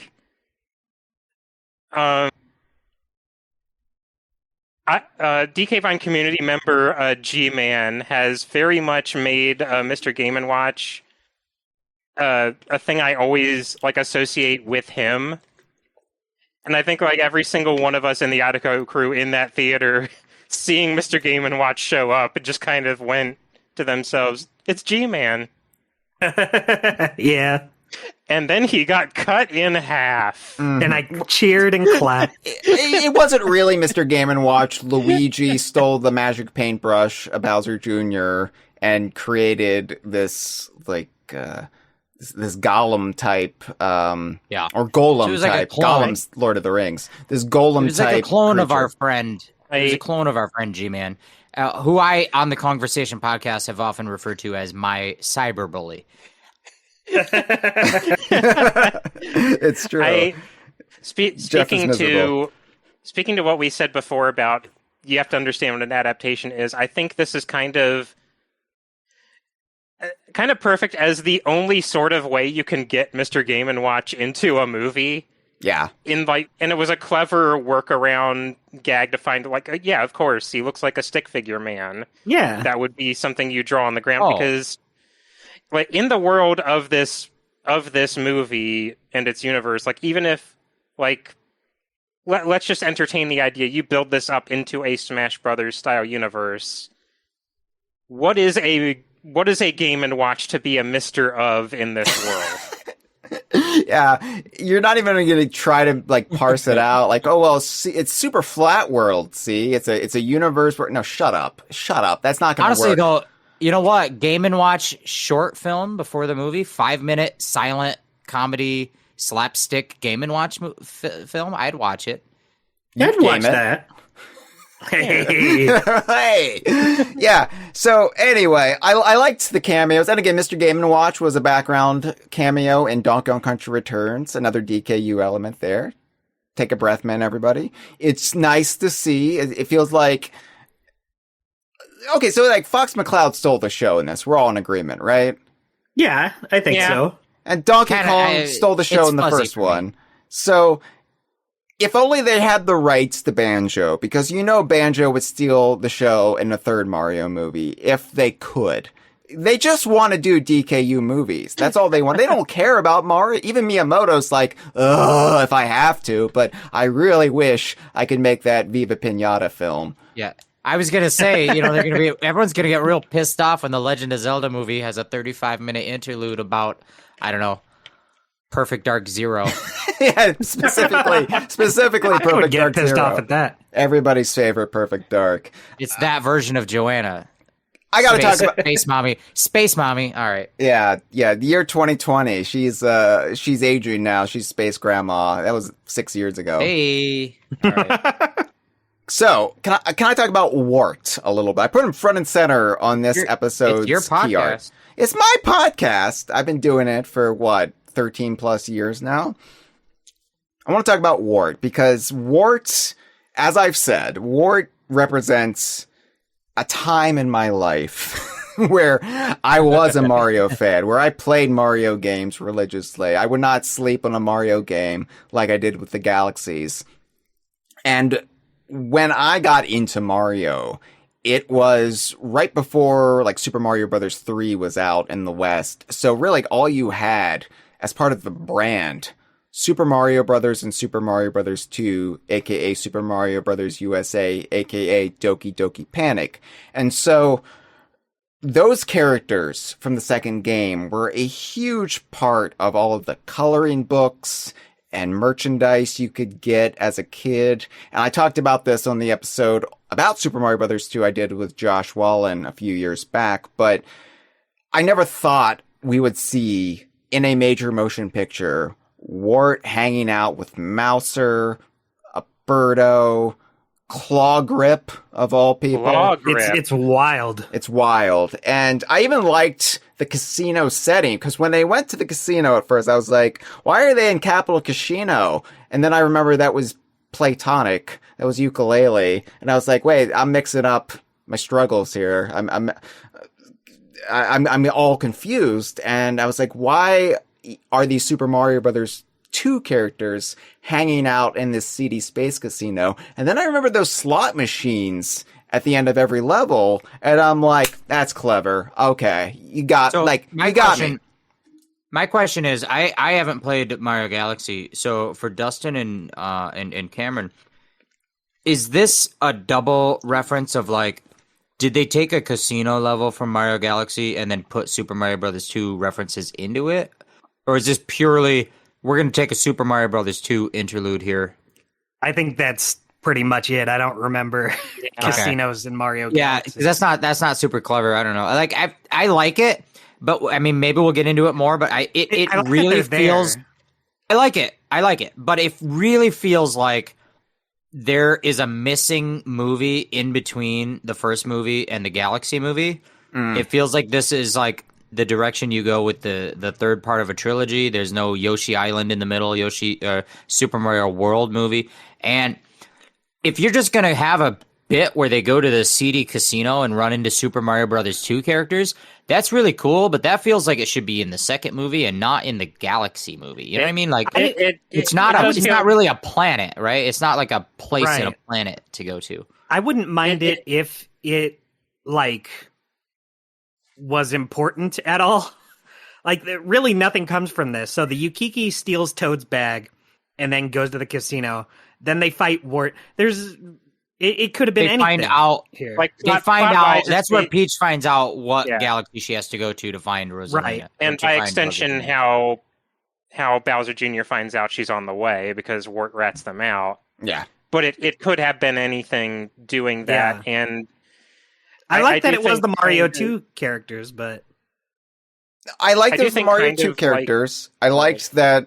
They sicked ninjas on them, and that was fun. It was a fun sequence, and honestly, and maybe this is going to be a segue where we talk about the soundtrack a little bit, but my blood was pumping when Wart's fight song, when the music from Super Mario Brothers 2 started playing, because I love that bop. Like, that is a underrated Nintendo tune right there, and I fully admit to enjoying that they did the thing with Wirt shooting bubbles and getting vegetables crammed down his throat. Yeah. But why don't they go through a door that is like a bird mouth? You know what I mean? Well, I mean, yeah. Look, if it was up to me, Jeff, I agree. I would make a full-on sequel to the Super Mario Brothers movie that was effectively Super Mario Brothers 2, like the Bob Hoskins version, the live action one from the early 90s. They had like loose concepts for a sequel that would have involved like the subcon characters. And so it was always just like this tantalizing what if in my head to see those adaptations of my favorite Mario game. But we've already had 2 generations of children traumatized by Phanto. Maybe we don't need a third. Phanto's back. Phanto is in the new in a big way. Wonder DLC. No shit. Yeah. Oh, right. Never mind. So, did you hear? Nightmares are back in the menu. Phanto's back in the new Super Mario Brothers Wonder game for Nintendo Switch family of systems game. This soundtrack to this movie. So I promised Adam I would read some of the comments because when we were trying to figure out who's going to be on this panel episode, it was all based on availability, and both Adam and Andrew were busy. And so I was like, look, call in or record your thoughts. They're and in a devil's threesome right now. With Glenn Powell, right. They were able to, and anyway, I was able to. That's called a 3-meat pizza. That's you're right. You're right. No, Space Mommy would have to be there. So anyway, I was saying, call in or record something and I'll play it, so everybody can get their thoughts in. And then Adam said, I didn't have time, but I'm going to write down a bunch of stuff. And I was like, okay, I guess I'll read some of your quotes. So this is what Adam said about the soundtrack. The soundtrack, composed by Brian Taylor, is once again really great. Lots of really fun melodies and remixes from the games, and the fact that this time they kept it 98% intact and only had 2 whole needle drops that weren't super out of place. That was nice. And by the way, Adam hated this movie, and so I don't want to just cherry pick positive things to like misrepresent Adam's Sounds viewpoint. like Adam loved it. The restraint on the needle drops, though, I think was the most apparent, like, lesson learned from the first movie. I was shocked. I was shocked. and I know you have this in your notes, Hyle, but I'll just share this anecdote because I know Dustin can back me up on this. Like shortly before we saw the movie, we're all in the car driving on the way to the theater, and I said, "All right, everybody, last call. What extremely obvious needle drop are they going to have in this movie?" And then everybody just in rapid procession said, "Starman, Starman." Yep. Starman by Bowie. Yeah. And I said, "Yeah, I was Hyle- going to say Starman too." We brought up we brought up the song Starman when we were speculating about the first Mario movie. Yeah. Like, before they even put Galaxy on the title, we were like, yeah, they'll probably do Starman. But then you go to space and you got to get Ziggy Stardust in there, right? You've just got to. So I had 2 on my bingo card. These were just like 2 predictions. I had Starman by David Bowie and I had Higher Love by Steve Winwood. I decided to get a little risky with it because I just thought nice. like I was maybe thinking Space Oddity, you know. well, you can't just have it be David Bowie. So One or the other. yeah, but like I thought Higher Love, like maybe when Mario and Peach share a kiss in the cosmos, it would work, right? Only 2 needle drops. Freezer in the chat says, "Should have had What Does the Fox Say?" Hey, Yeah. we like that. I will like say that. a really pleasant surprise in this movie because they had the restraint with needle drops they did was in the scene with like the R-Wings assault on Bowser Jr.'s planet, there is just this like lengthy suite of arrangements of Star Fox music interwoven with Mario Galaxy music. Mm-hmm. And it is so cool. I loved it to death. You can look it up on YouTube. The entire OSTs there. Just Yeah. And just to be clear, the only 2 like licensed songs were Biggie during the Yoshi sequence, and then I believe Earth, Wind, and Fire. Was that the like when they played at like I don't think it was a direct like drop in of the song, but it was an arrangement of it at Peach's birthday party. I heard a little bit of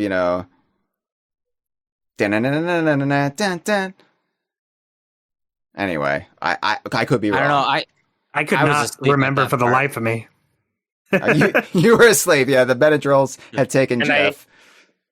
and again, I think the fact that we're not sure shows the level of restraint this time. Yeah. Although I can't add anything to my DKU like mix of non-DKU songs like Aha's Take on Me. Like I don't get any enjoyment out of that. And then for the Donkey Kong movie, it's a playlist with one. It's a playlist. With one song. for the Donkey Kong movie, then how we're gonna hear Guns N' Roses or I've been saying that the whole movie will be only Steve Miller Band. Steve Miller Because Band, Jungle Love. You're gonna Yeah, have Jungle Love, Swing Town. When Funky Kong comes on the scene, you got Jet Airliner. Yeah, or Fly there'll Like an probably be Eagle. something with Fly Like an Eagle. Maybe there will be some magic. We get Abracadabra in there. I don't know. I'm just saying. Abracadabra. Yeah. Hey, Oh, Okay. that's nice. Anyway, yeah, the soundtrack was great, and honestly, that was like the stand-up. Even if you are going to be a snob about this movie, as Traveler of the Stars says, I'm being, when I say I like it better than the original, even if you're going to be a snob about this movie, I think you can take out of it, hot damn, that was a good score. It was good. Yeah? yeah. I don't know why I don't know. Traveler is saying you're being a snob about it. I think you might, not to speak for everyone else, but it seems like you might be the one with the highest opinion of this Well, movie. let's ruin that right now, because I want to talk about my criticisms of this movie. And look, let's keep this into perspective, okay? This is a fucking kids movie about Super Mario characters, and it's the second one. So I'm not expecting high art here. I don't know what people are expecting. I really don't get it. I think people wanted to hate this movie going into it. I think some narratives were already preconceived, and when the film failed to surpass those narratives, people just ran with this. And like, I do get it. Like, it's not high art, but why did you think it would be? What are we doing I want to here? say this because I think I actually have a pretty positive-ish opinion. Not like really positive, but like my opinion's a little bit like it's bad, but so what? And I feel like Hyle's kind of coming in the same direction. But I want the people in the chat who do think it's bad to feel free to criticize the hell out of it. And Sure. if you don't let Hyle tell you it's supposed to be bad. It's for babies. No, like that. no. I don't think that's fair. But what I'll say is this: there are some things about it that people are complaining about that I do think it is supposed to be. I don't think it's supposed to be bad because it's for babies. I think that's a bad excuse. But I do think that the frenetic, constant pace and like just boom, something happens, constant action, flashing lights. I do think that is a legitimate choice, and it doesn't make the movie bad. It does make it for babies, but it's not like the movie is allowed to be bad because it's for babies. It's like, no, the movie's allowed to be frenetic because it's for babies. And by the way, I saw it in a packed theater, and I was the only adult man. Like they were all 7-year-olds, and that's fine. First of all, I gotta say this. Look, every animated movie does not have to open up with the old man from the movie Up watching his wife die. You know what I mean? Like every movie doesn't have to be about the old man watching his wife die. That would have been great here, though. Now that's Like, the way that's that fine. we're all in agreement, though. That's the way the Donkey Kong movie needs to open, right? We're gonna watch the Donkey Kong movie. Well, no, that's watch your wife die. Yeah, with Wrinkly dying, of course. That's just canon. And they're playing the. It's a and they're shot- playing And then the she song- immediately comes back as a ghost, and it's fine. Yeah, they're playing the song Jet Airliner for some reason. So, but you know what I mean? I love no, great Jeff, it would be the Joker. Yeah. It would be the Joker. Oh, yeah. Some people call me the Maurice. Space Cowboy. That's crazy. So, we have but fun. look, I love when an animated movie feels like it's an Oscar caliber, heartfelt story that it's gonna, But I really don't like when people are too overly harsh on the animated movies that are not that, because I don't think every movie has to be like. I love There's room for both. I love a good live action movie that's not trying to win an Oscar. Yeah. So why can't I love Right. a good animated movie that's not trying to win an Oscar? I love the Ice Age movies. I love the Shrek movies. I love the Madagascar movies. I love a Kung Fu Panda. But none of Shrek them did are win like- an Oscar, though. My favorite movie of last year was Sinners. But I also enjoyed the Super Mario Galaxy movie. We can be multifaceted.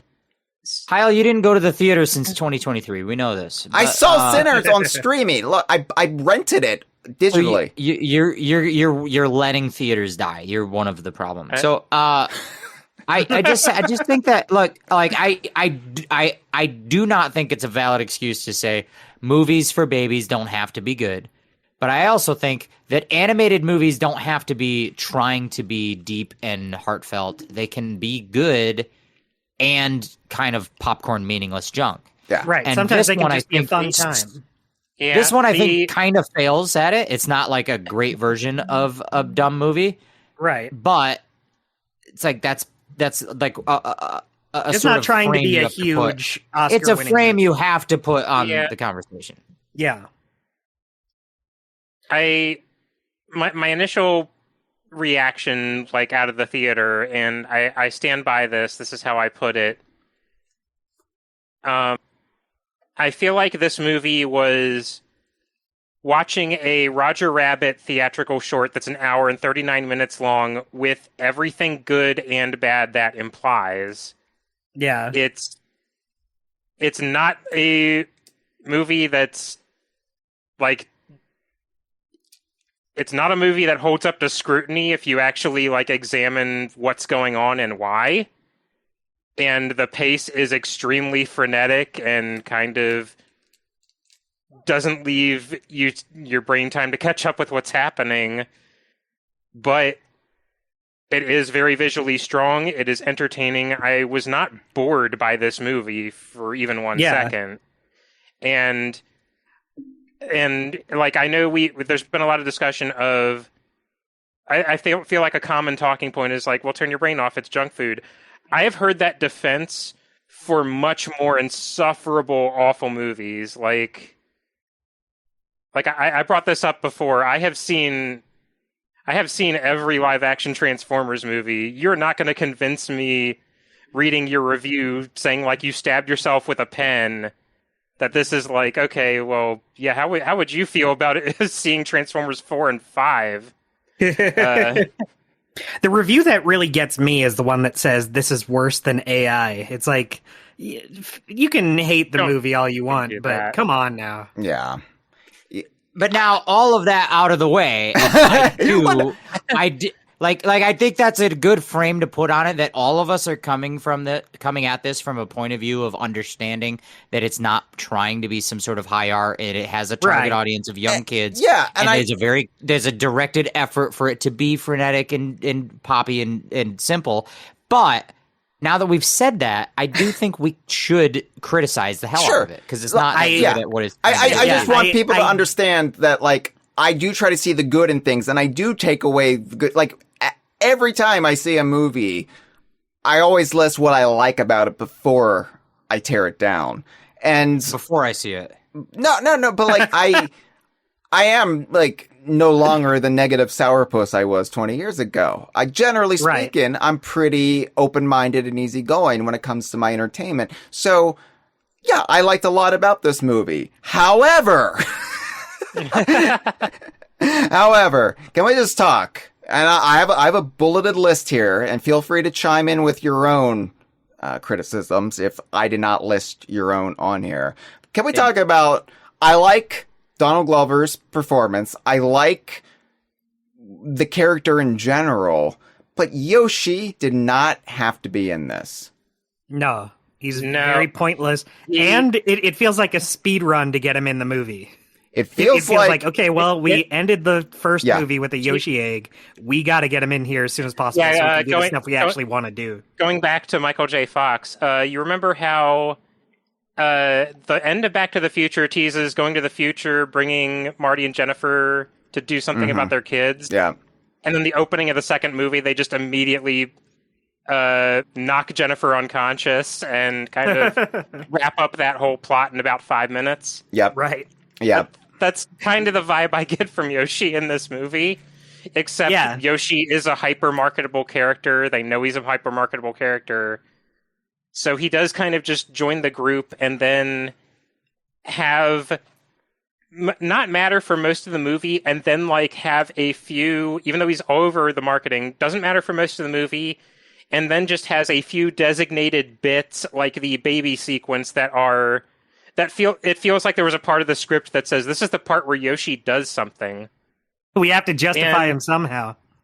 And in that regard, I think that is very faithful to how Yoshi was used in Mario games from like Sunshine to New Super Mario Brothers, basically up until Wonder. Well, I think that Yoshi in a while. As I was watching it, I was like, wow, that's really how they did Yoshi. They just really were like, Yoshi's here now, and he's part of it. And I'm like, they're just going to move on. He's just part of it now. And I was like, this is really how they're doing it? And then as I had that thought, it crossed my mind that is exactly what happens in a video game.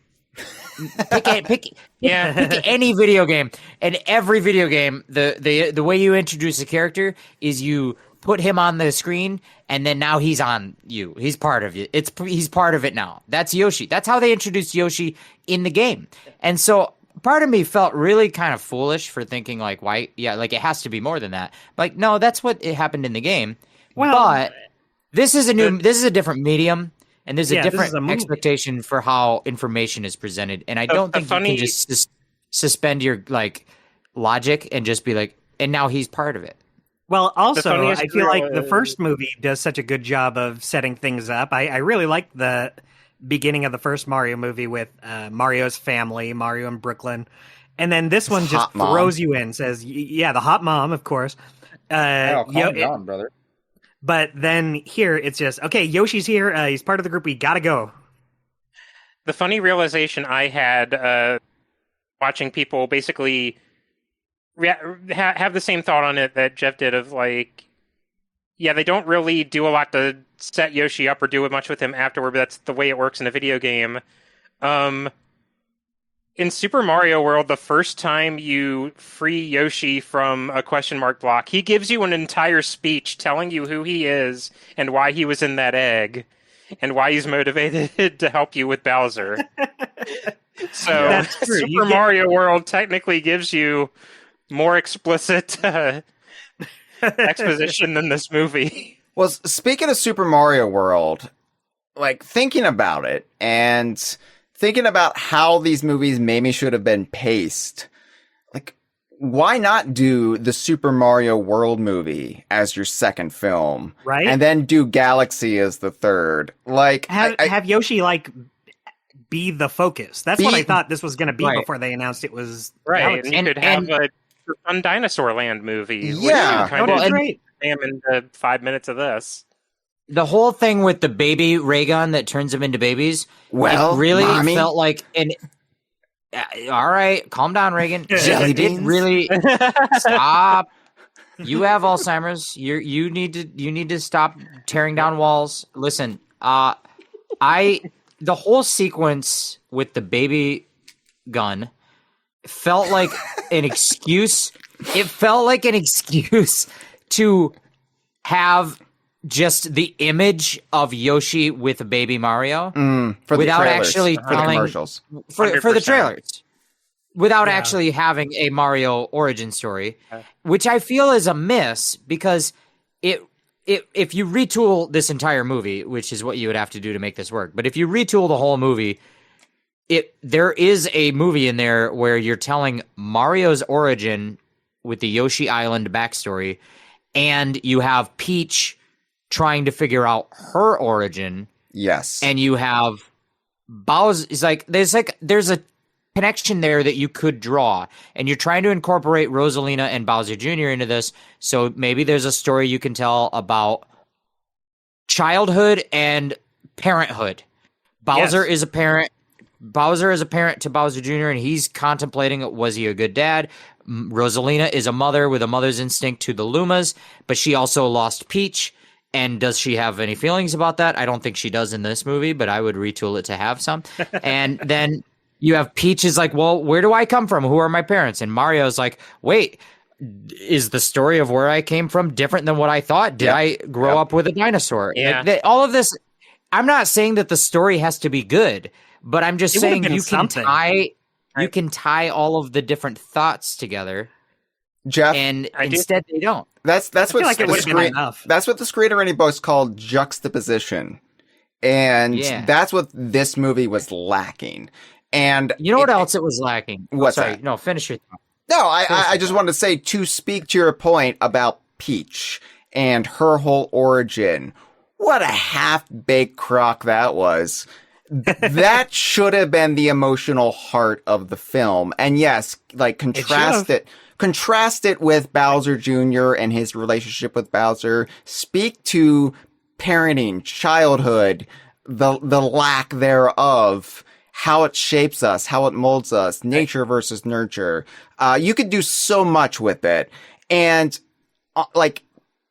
none of the characters had agency except Bowser Jr., and that's what frustrated me, because I feel like Peach setting out to figure out where she came from, that should have been the beating heart of this film. And instead, it was just tossed off as an incidental, oh, I guess that's solved. Great. I know one of the most common criticisms I've seen for this movie is that it does not feel like Rosalina really gets to do anything in this movie. She is kind of having the same issue Luigi did in the previous movie. And I think that criticism is valid for much more far-reaching reasons than it seems, because, yeah, it does speak to, like you and Jeff said, there was a way to have more of a narrative and thematic through line in this movie centered around Rosalina, and they just kind of they tee it up and then never really do anything with it. Well, and here's the two things I would have changed with that is one, you have Rosalina doesn't really.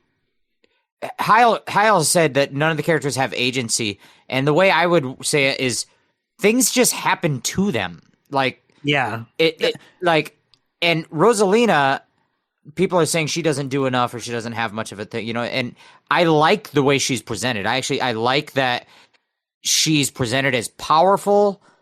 Oh yeah, with her powers. Oh, yeah. But I mean, like she's this capable person that only gets defeated because she has to defend the babies. That is an important distinction for me.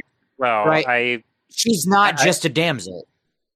Right. Yeah. I'd seen the criticism that like they damsel Rosalina, and I've noticed like no, they take great pains in this movie to show Rosalina could have absolutely gotten out of every situation she was in. She was more than capable, more than powerful, but she feels a sense of duty and care for the Lumas she is looking after, and she will just completely drop everything to make sure they are safe first and foremost, and that's what gets her captured. And I'm thinking to myself, yeah, juxtaposition. You could have done something with that to comment on the relationship between Bowser Jr. and Bowser, and draw a parallel, and it doesn't really happen.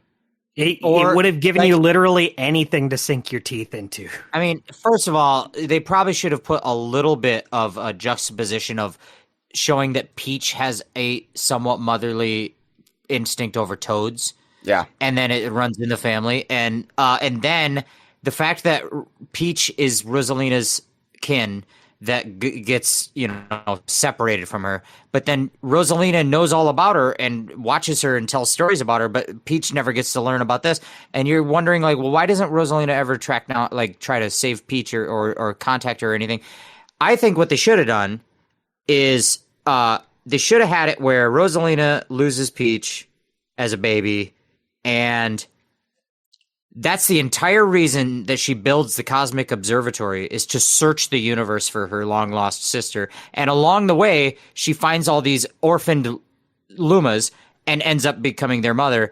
And they're exploring and looking for Peach, and as they're sending out probes, they accidentally draw the attention of Bowser Jr., and that's what pulls him in. And now Rosalina actually has an active goal that she's doing, and it causes the plot to come into action because it notifies Bowser Jr. of her existence, and then he comes after her.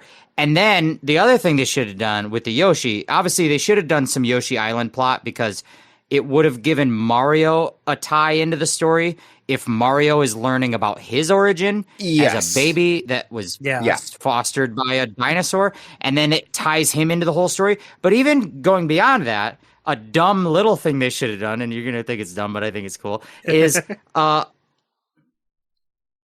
when the little egg Yoshi hatches, it should have done that cliche cartoon bit where the Yoshi egg hatches and it thinks that Luigi is his mom. Yeah. And in a cartoon when the little creature thinks that it's his mom and then it's following him around. So then that would have tied into the parenthood childhood through line. You have Isn't this that literally Yoshi, an episode of the Mario World cartoon? Oh yeah, Mama Luigi. Probably. Yeah. I was born in 2007. And then Luigi crushes the dinosaur under the big rock. Yeah, that's good. But I'm just saying, like, that would have also given Luigi, who has no story at all, at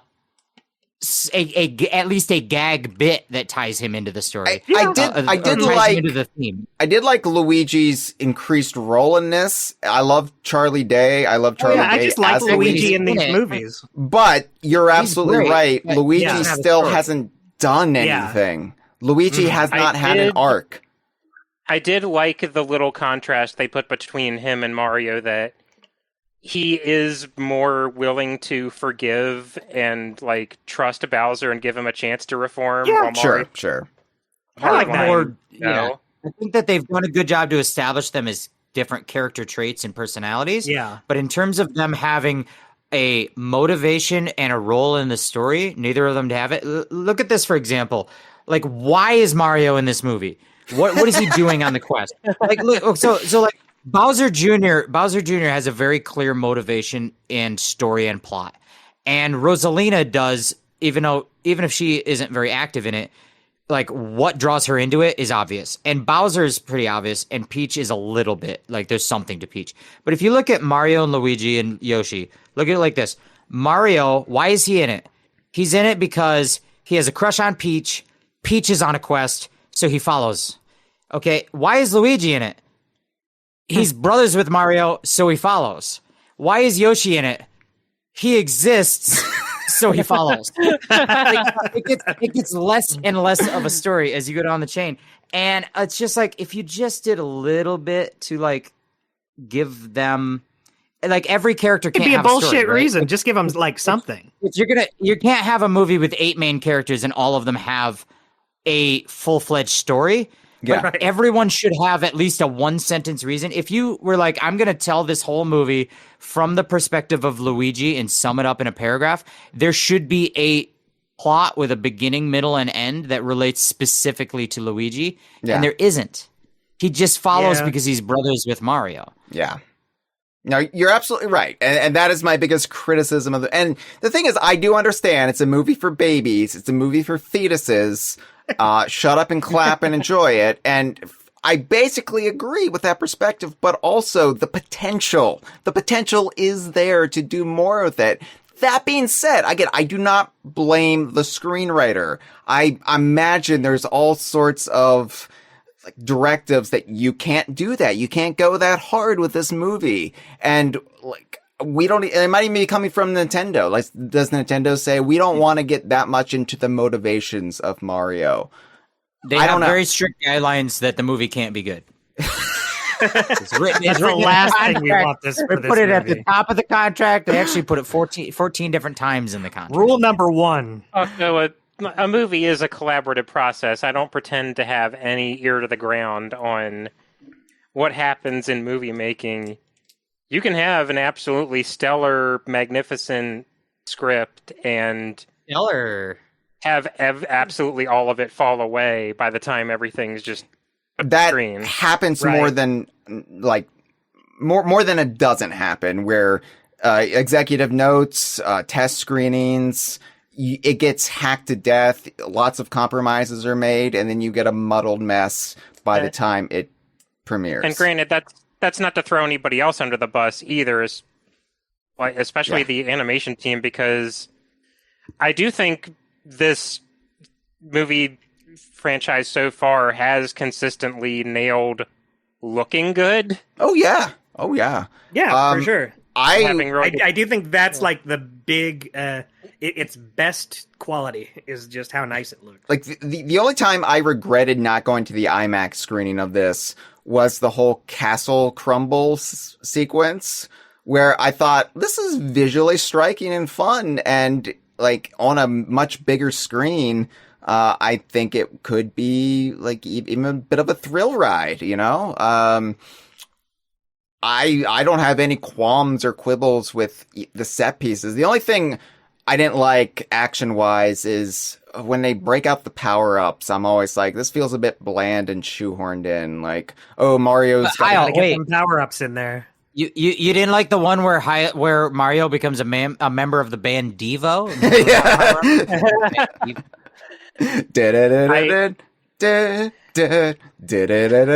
That could have been a needle drop. I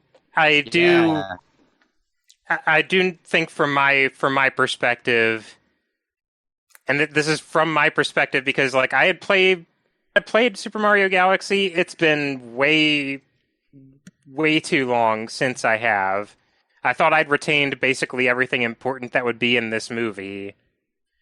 My kind of wake up call to how much I didn't was seeing flying Mario land the climactic final hit of the movie. Because I saw Mario get this power up that turns his overalls and hat like red and black. And I had that moment in the theater of I forgot what this power up does, and there is no visual hint in its design what it does. Yeah. So I am just gonna have to hope the movie reminds me. They're not going to explain it.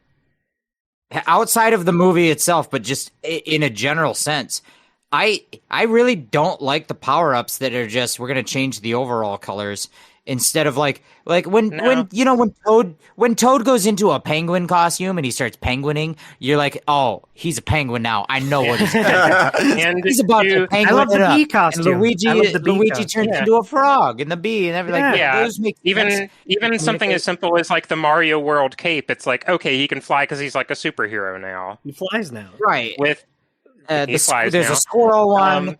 With regards to Mario, there's a even- squirrel one and there's a cat one, and yeah, The capybara but the one. ones that are to the credit of the first film and even this one, the Fire Flower is one of those power-ups that just recolors the overalls, but they take pains to show they touch a flower that looks like it's on fire, and they transform and they immediately make fire. You connect those dots very immediately. Yeah.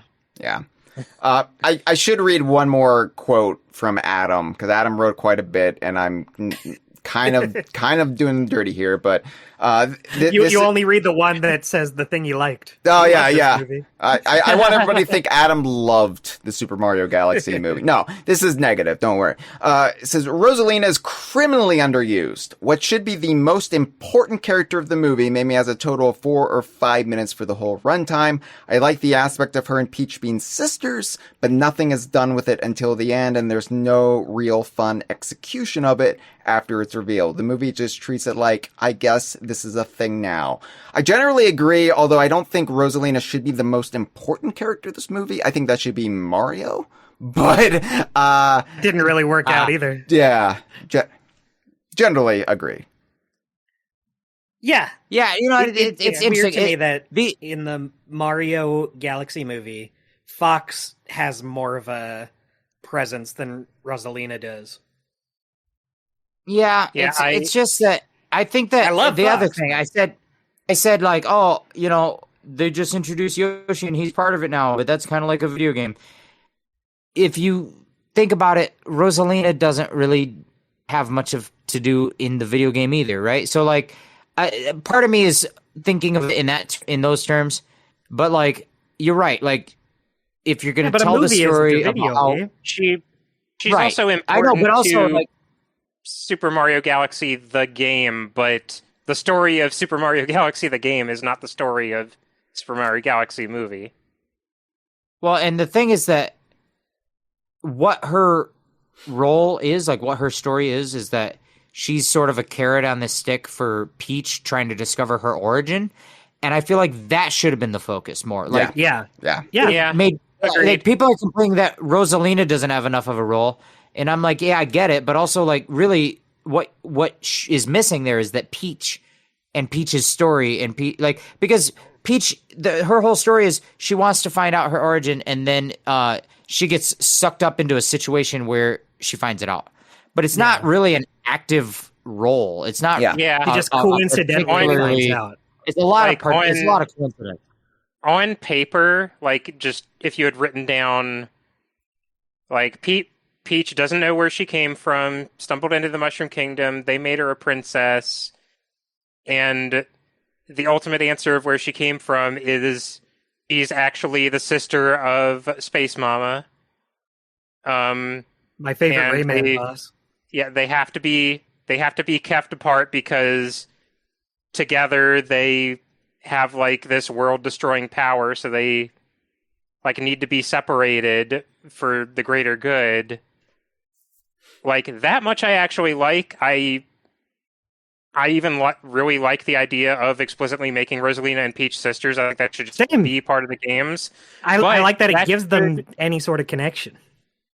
But, right, especially because the characters just have always looked so similar. Yeah, for no reason. But I feel like that is something, like I say, that sounds cool on paper. You need to treat that with the weight that it should have, and I feel like this movie really doesn't. It feels like that should feel massive. Peach being Rosalina's sister just feels like it's the answer to a trivia question rather than something the whole movie should hinge on. For sure. I mean, if you follow it from Peach's point of view, it's I don't know. And then oh, that's what it is. Okay. And Mario, his perspective is, wow, I like Peach, but I'm nervous. I guess Oh, okay. All right, cool. I'm here. And Luigi's like, I'm with you. And Yoshi says, Yoshi. And then summed up the whole movie. And really, somehow, in some way, in some fashion, Bowser and Bowser Jr. are the only ones that end up with a story. Yeah. And I'm like, okay, that's odd. Like that. And Fox McCloud, and for some reason, unpredictably, if you asked me a while ago, Fox McCloud. To be fair, his story is he's hired to do a job, and he does it. And that's fine. Yeah, I mean, he's basically Han Solo without the arc of needing to care about something. Right. You have a character in there that's going to have a story that's that simple, and that's fine, but it's still more than Luigi had in the Mario Brothers That's true. film. You know what I mean? Like, I don't know. I'm only saying. A lot of people are thinking this. A lot of people are saying. Too afraid to say it. Yeah. Well, talking about introducing any more unnecessary characters...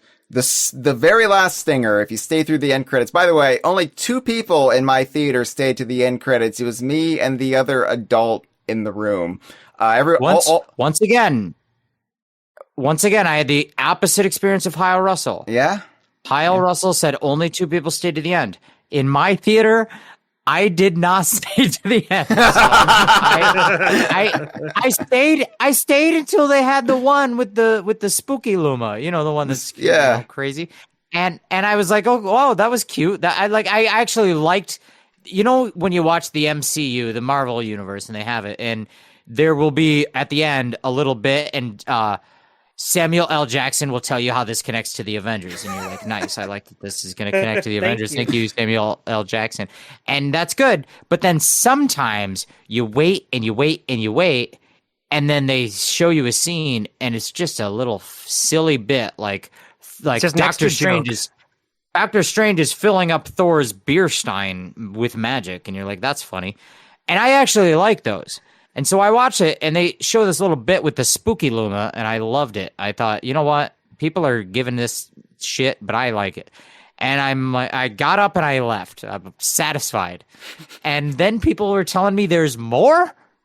Yeah, I missed the rest. I missed it. There's more. You missed the next. So there was a line earlier in the movie where Luigi's like, "Oh, I'm so lonely. I wish I had a lady friend." I'm not quoting verbatim there. That's just paraphrased. He sounds just like that. Yeah. He says when you start, devil's triangling Peach and all your business, ask her if she has a hot friend. Yeah. Well, I thought maybe there's going to be some sort of line where he hits on Rosalina when she shows up. Like, "Oh, Peach, you didn't tell me you have a sister," and he slicks his hair back, waxes his mustache a little, something like that. His mustache does the worm on his face. Yeah. That would have really helped this movie for me. So then, okay, so this stinger, I didn't like this stinger. I should have left, but. I don't know what it is. Not to speak ill of the character, but it was even more divorced of context for those who don't know the games than the Yoshi stinger from the end of the first one. I think even for people who know this character, at least for me, it still feels like, okay, that's not that big a deal for me. Well, okay, so we're back in the Gateway Galaxy Gateway. What is it called? The Gateway Galaxy. You got it. All right. GG. All right. The Yukiki is stealing the stinky cheese man. What is that brick? The wood boy. What is he? What is he? Yeah, he's Wood Boy. Yeah, Wood Boy. It doesn't matter. He steals Wood Boy's thing. I don't remember something. He steals Wood Boy's thing. And Wood Boy's like, the monkey stole my thing. And then this fist punches the monkey. Am I remembering that right? Yeah. I wasn't there. Fist. Yeah, this glove fist just wrecks the shit out of this Yukiki. And I'm thinking, is this going to be Donkey Kong? Like, there's only room for one monkey. That looks like Donkey Kong's dainty glove. There's only room for one monkey in this movie franchise, my friend. But no, it's not Donkey Kong. It's Daisy. Oh boy. Yeah. It's Daisy. So she'll be in the next one. And I think that somewhere in the first, we'll call it 10 minutes, they will establish that she is part of it. Yeah, they'll find her stuck in a pipe somewhere. They'll go to a toilet. Wait, this time it will be a Tupac song. Yeah, because Rosalina is East Coast. We all know Daisy is West Coast. We got to get that rivalry going. I feel like get Suge Knight as Tatanga in there. Like I like Daisy fine, but to me Daisy is just not a very hype character for a movie stinger. Like if it was someone like Wario, they should put Diddy in it. That's a little joke. That's something. Yeah, because if the Michael Jackson bit was awkward for me, imagine Diddy voicing Diddy. Oh no, Diddy Kong as played by Sean Combs. No, don't. We can't. No, we're not going to do that. When we cast the Donkey Kong movie, we're in charge. We're not allowing it. We're not. We'll talk about it next episode. Yeah, not next. The weird thing with the Daisy stinger for me is I do like Daisy as a character. Like, yeah, I think it's cool that we're going to see her in these movies, but I mean, there was a reason people were like thinking, oh, that's the stinger's going to be Wario, it's going to be Donkey Kong, it's going to be whatever, and that was you're expecting a teaser like that to like a huge reveal. Well, not just be a huge reveal, but like give you some sort of inkling. Oh, okay, the next movie is going to be doing this. Yeah. Daisy really isn't the kind of character who does that. Like, yeah, because exactly. It like the most you could really logic out of it is that, oh, I guess they're doing Super Mario Land next, but that didn't really work out for Yoshi. There is no world where they're doing a Super Mario Land. They go from Super Mario Galaxy down to Super Mario Land. Yeah, and it makes you wonder, like, what is the thing they should have done? Like, if you were planning it and you're trying to figure out what they should do or would do, the things that make sense would be like Wario, right? Or like, what what else? Because you've done Bowser Jr. and Rosalina, you've got that story out of the way. They're apparently not going to have Koopalings because Bowser Jr. is that, but like maybe they will. But you won't build a movie around it. I mean, maybe that would be it. Is to like a secret surprise at the end that says, "Oh, and Bowser Jr. has siblings." Call in the Koopalings. But like I don't know. Like I think Wario would have been the one to do. Yeah, agreed. Wario would be one to be like, "Oh shit." I think that's what a lot of people were. Oh my god, a Mario, but he's bad. What? No fucking way. And honestly, like, if this movie had explored, like you were saying, the origins of Mario and Luigi, maybe they have some sort of like connection to this world and, Yoshi's Island or whatever, like play with that backstory. I don't want to say it. But then also, like, what? You've got Rosalina, you've got space, you've got Mario's origin. I don't want to say it, but I gotta say it. Star Children. In the live stream, they were talking about the Star Children from Yoshi's Island DS. They said it. You tell the story, and then at the end, you're like, oh, but there's more Star Children, and there's a Wario to be had. Like, get into this backstory of Wario being Mario's, like, childhood rival or something, and like, maybe Wario... My headcanon was that, like, Mario was taken to Brooklyn, Mario and Luigi were taken to Brooklyn as babies and adopted to hide them from Wario. Because we learned that Wario was Mario's like nemesis in childhood. And wait.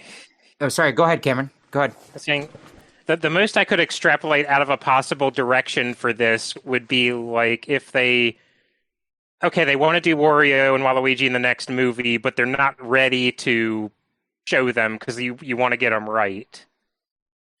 So Well, what maybe about- they do a mashup of the plots from Super Mario Land 1 and 2, where Daisy shows up and she's kind of like, hey, this jackass in overalls is like messing up my kingdom. He looks a little bit like this Mario guy. Maybe you want to help me out? Could you imagine? I think The nerve of this jackass, this alternate version of this character in just yellow clothes. Oh, the indignity of it all. here's what they're going to do. They're going to tell a story, and in this adaptation of it, Daisy will be an alternate universe Bizarro Peach. and in her universe, there is no Mario and Luigi. There's Only Wario. and Wario, yeah. Actually, but I the other like thing that. they I could've done laughed, is- but I like that. That could happen. It could happen. But the other idea was we already have established that Peach and Rosalina are sisters that have to be separated because their power is too strong, so they have to be separated at birth, or whatever. Not at birth. Why was Rosalina older and Peach was a baby? That was Because a that makes it weird hotter dynamic. for me. They should have been separated don't at like birth, this. right? If they were twin sisters, it seems like that's the story to tell. But anyway, it doesn't matter. My point is they could have done a thing at the end and be like, okay, but like Mario and Luigi also were separated at birth from their powerful magic, which is Wario and Waluigi. I don't know. That doesn't. No. Yeah, I actually take it back. Wario is their third brother, and Daisy is Peach and Rosalina's third sister. And Waluigi's just a guy. He's the mailman who wanted to get in on the fun. He's a devil's triangle of. Say Devil's no more. Triangle, I'm yeah. in. I'll be curious to see if a future movie does anything to contextualize like the why of why Wario and Waluigi are a thing. Because I thought for all the world that this movie might do something of that ilk for Bowser Jr. And no, it really just doesn't. No. Well, speaking of Illumination, they have Minions, and there's one of the Minions movies. I don't want to tell you which one, but because I can't remember. But they had an idea of making Minions, but they were evil, and they turned them purple with crazy hair with a machine. And I'm wondering, what if Mario went into Minions? that machine? Yeah, Minions. What if Mario went into that machine? Winions. What? Winions. Winions. That's what I'm saying.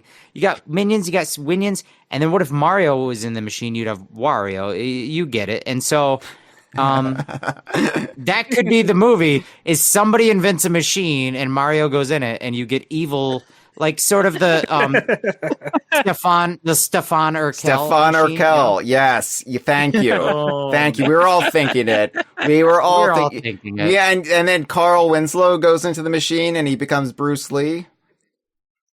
Right.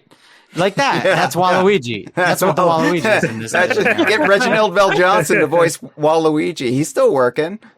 He's still working. He's still working. He's not malfunctioned yet. No, we had the debate if Michael J. Fox would be up to it, but Reginald Bell Johnson, still a working actor. He's We'll still tired, take gigs. yeah.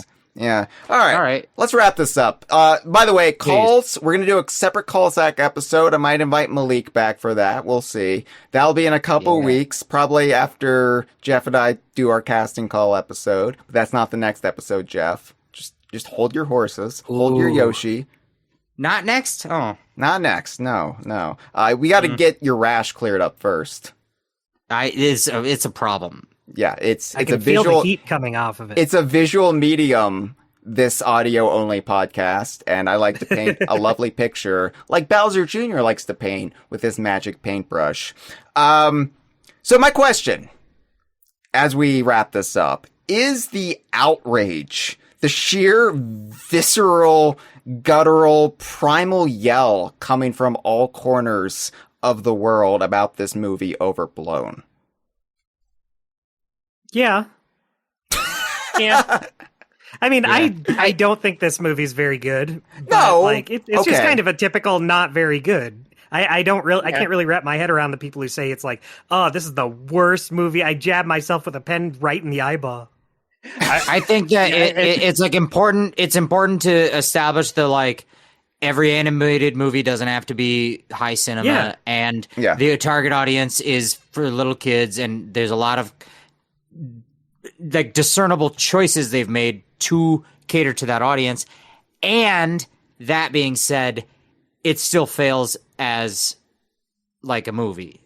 Right. I still think it's like, all things considered, I still think it just is not very good. I think it actually makes me appreciate the first movie a little more. Oh, see, I like it better than the first movie, Dustin. I like it better than the first movie. Oh, I know. Except the Donkey Kong bits. I like the Donkey Kong bits best of all. Right. I Donkey think Kong bits are good. Yeah, I do like the Donkey Kong part. There's parts of the first movie of like Dustin said before. Dustin, you said about like there's like a lot of like the introduction and meeting his family in Brooklyn, and it kind of There's enough slower moments. There's the part where Donkey Kong and Mario are inside of an eel, which I don't know if you know this, but in real life, scientists don't know how eels breed. Google that, but that those types of moments are absent from the sequel, and that's why I think it's not that good. Yeah, I feel like I see more of an underlying framework in the first movie where, like, I understand, okay, this movie is a mess, and the pacing is just way too rapid fire. There is a detour into a Donkey Kong movie that, as much as I appreciate it, doesn't really need to be here. But I can see underneath of it where, there are really there's a standout strong foundation in this that could have led to a better movie. And I don't really feel that with the second one, even though I did enjoy watching it. I had a good enough time, even if I think it's not good. I still had fun. I think where I land on it is that although I don't think it's that good, and I have a lot of specific like feelings of like, you could have done this better, you could have done that better, and it's like it doesn't seem hard to have strung something better through all this. Even though I feel that way, I also vehemently do not want to be grouped in with the people that are outraged. So whatever the reaction, the hyperbolic reaction is a little wild. It's just a movie for babies. Yeah, you could just say like, I didn't think it was very good. I'm not going to go to bat for this movie come awards season. Like, if you're like threatening to light yourself on fire and run out into the street naked because this movie did some kind of psychic damage to you, I think you need to see way worse movies. You have something else going on in your life, so, I think. I understand wanting something more from your entertainment. I understand having standards, right? I get that. I respect that. I think it's gone a little bit too far as film discourse goes on the World Wide Web. I think something has happened since the pandemic, maybe, but especially in the last couple of years, where everybody's climbed inside their own assholes when it comes to talking about movies on the internet. And it has to be the best. That was a comment Incidentally, that was a comment I saw someone post that that's how Bowser should have gotten out of his shrinking situation at the start of the movie.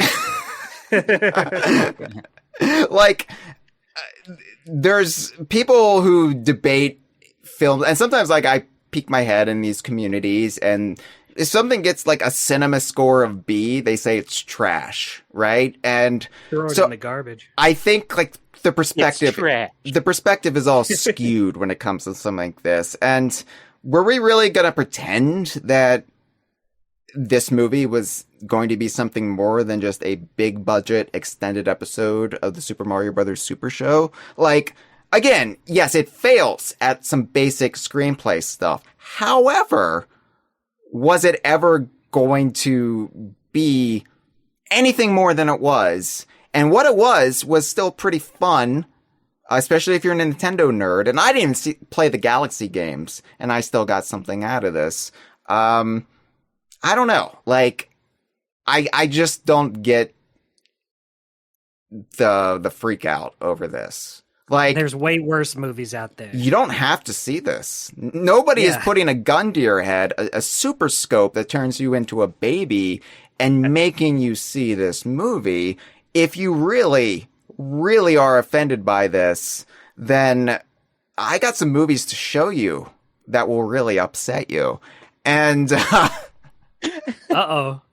like, not everything has to be cinema, the fucking cinema meme, right? Yeah. Martin Scorsese, eat shit. I don't care. Like, Whoa. I'm tired of it. Kino, shut the fuck up. This was never going to be a Criterion Collection 4K Blu-ray release. It's not going to happen. It's not going to happen. Watch it if you want. It's a little roller coaster ride. It's like porn. Make a mess everywhere. Feel shame afterwards. Whatever. I don't care. It's your life. They should have that on the back of the Blu-ray. Watch it if you want. I think it was okay, but I admittedly slept through like the last 40 minutes. Yeah, you popped a couple bennies. Speaking of popping things, I promised I'd put this Yoshi lollipop that's 22 years old in my mouth. I think it's time to make good on... Yeah. And right. he's about to butt chug it live on camera. I'm not going to butt chug it. This isn't a devil's three-way. That's what I would do. Audio medium. You could have just pretended. So what am I seeing on the camera here? What is that? oh God, his feet are crumbling as I pull him out. He's got little candy-coated shoes, and they're falling apart. Not anymore. He's got no soul, just like the Super Mario Galaxy movie. All right. I'm gonna bite into it now. Oh God, it's hard. Oh God. Oh, it's rock hard. Yeah. Oh. Yeah. Oh. You deserve this. It's sweet. It's sweet, but it tastes waxy. What am I tasting right now? Oh This God. is the commentary to his Devil's Threesome with the Fox McCloud and the Space Mommy. I'm going back in for another bite. Hold on. Oh, my tongue is burning. My tongue is actually burning. Jeff, I need a Benadryl. This is awesome. Oh, God. Oh. All I have is calamine lotion. Open up, baby. Oh. You could transcribe this and write a review of the Super Mario Galaxy movie. Hey, Hyle, do you want 4-day-old popcorn? This has been a File 2 production. Que rico.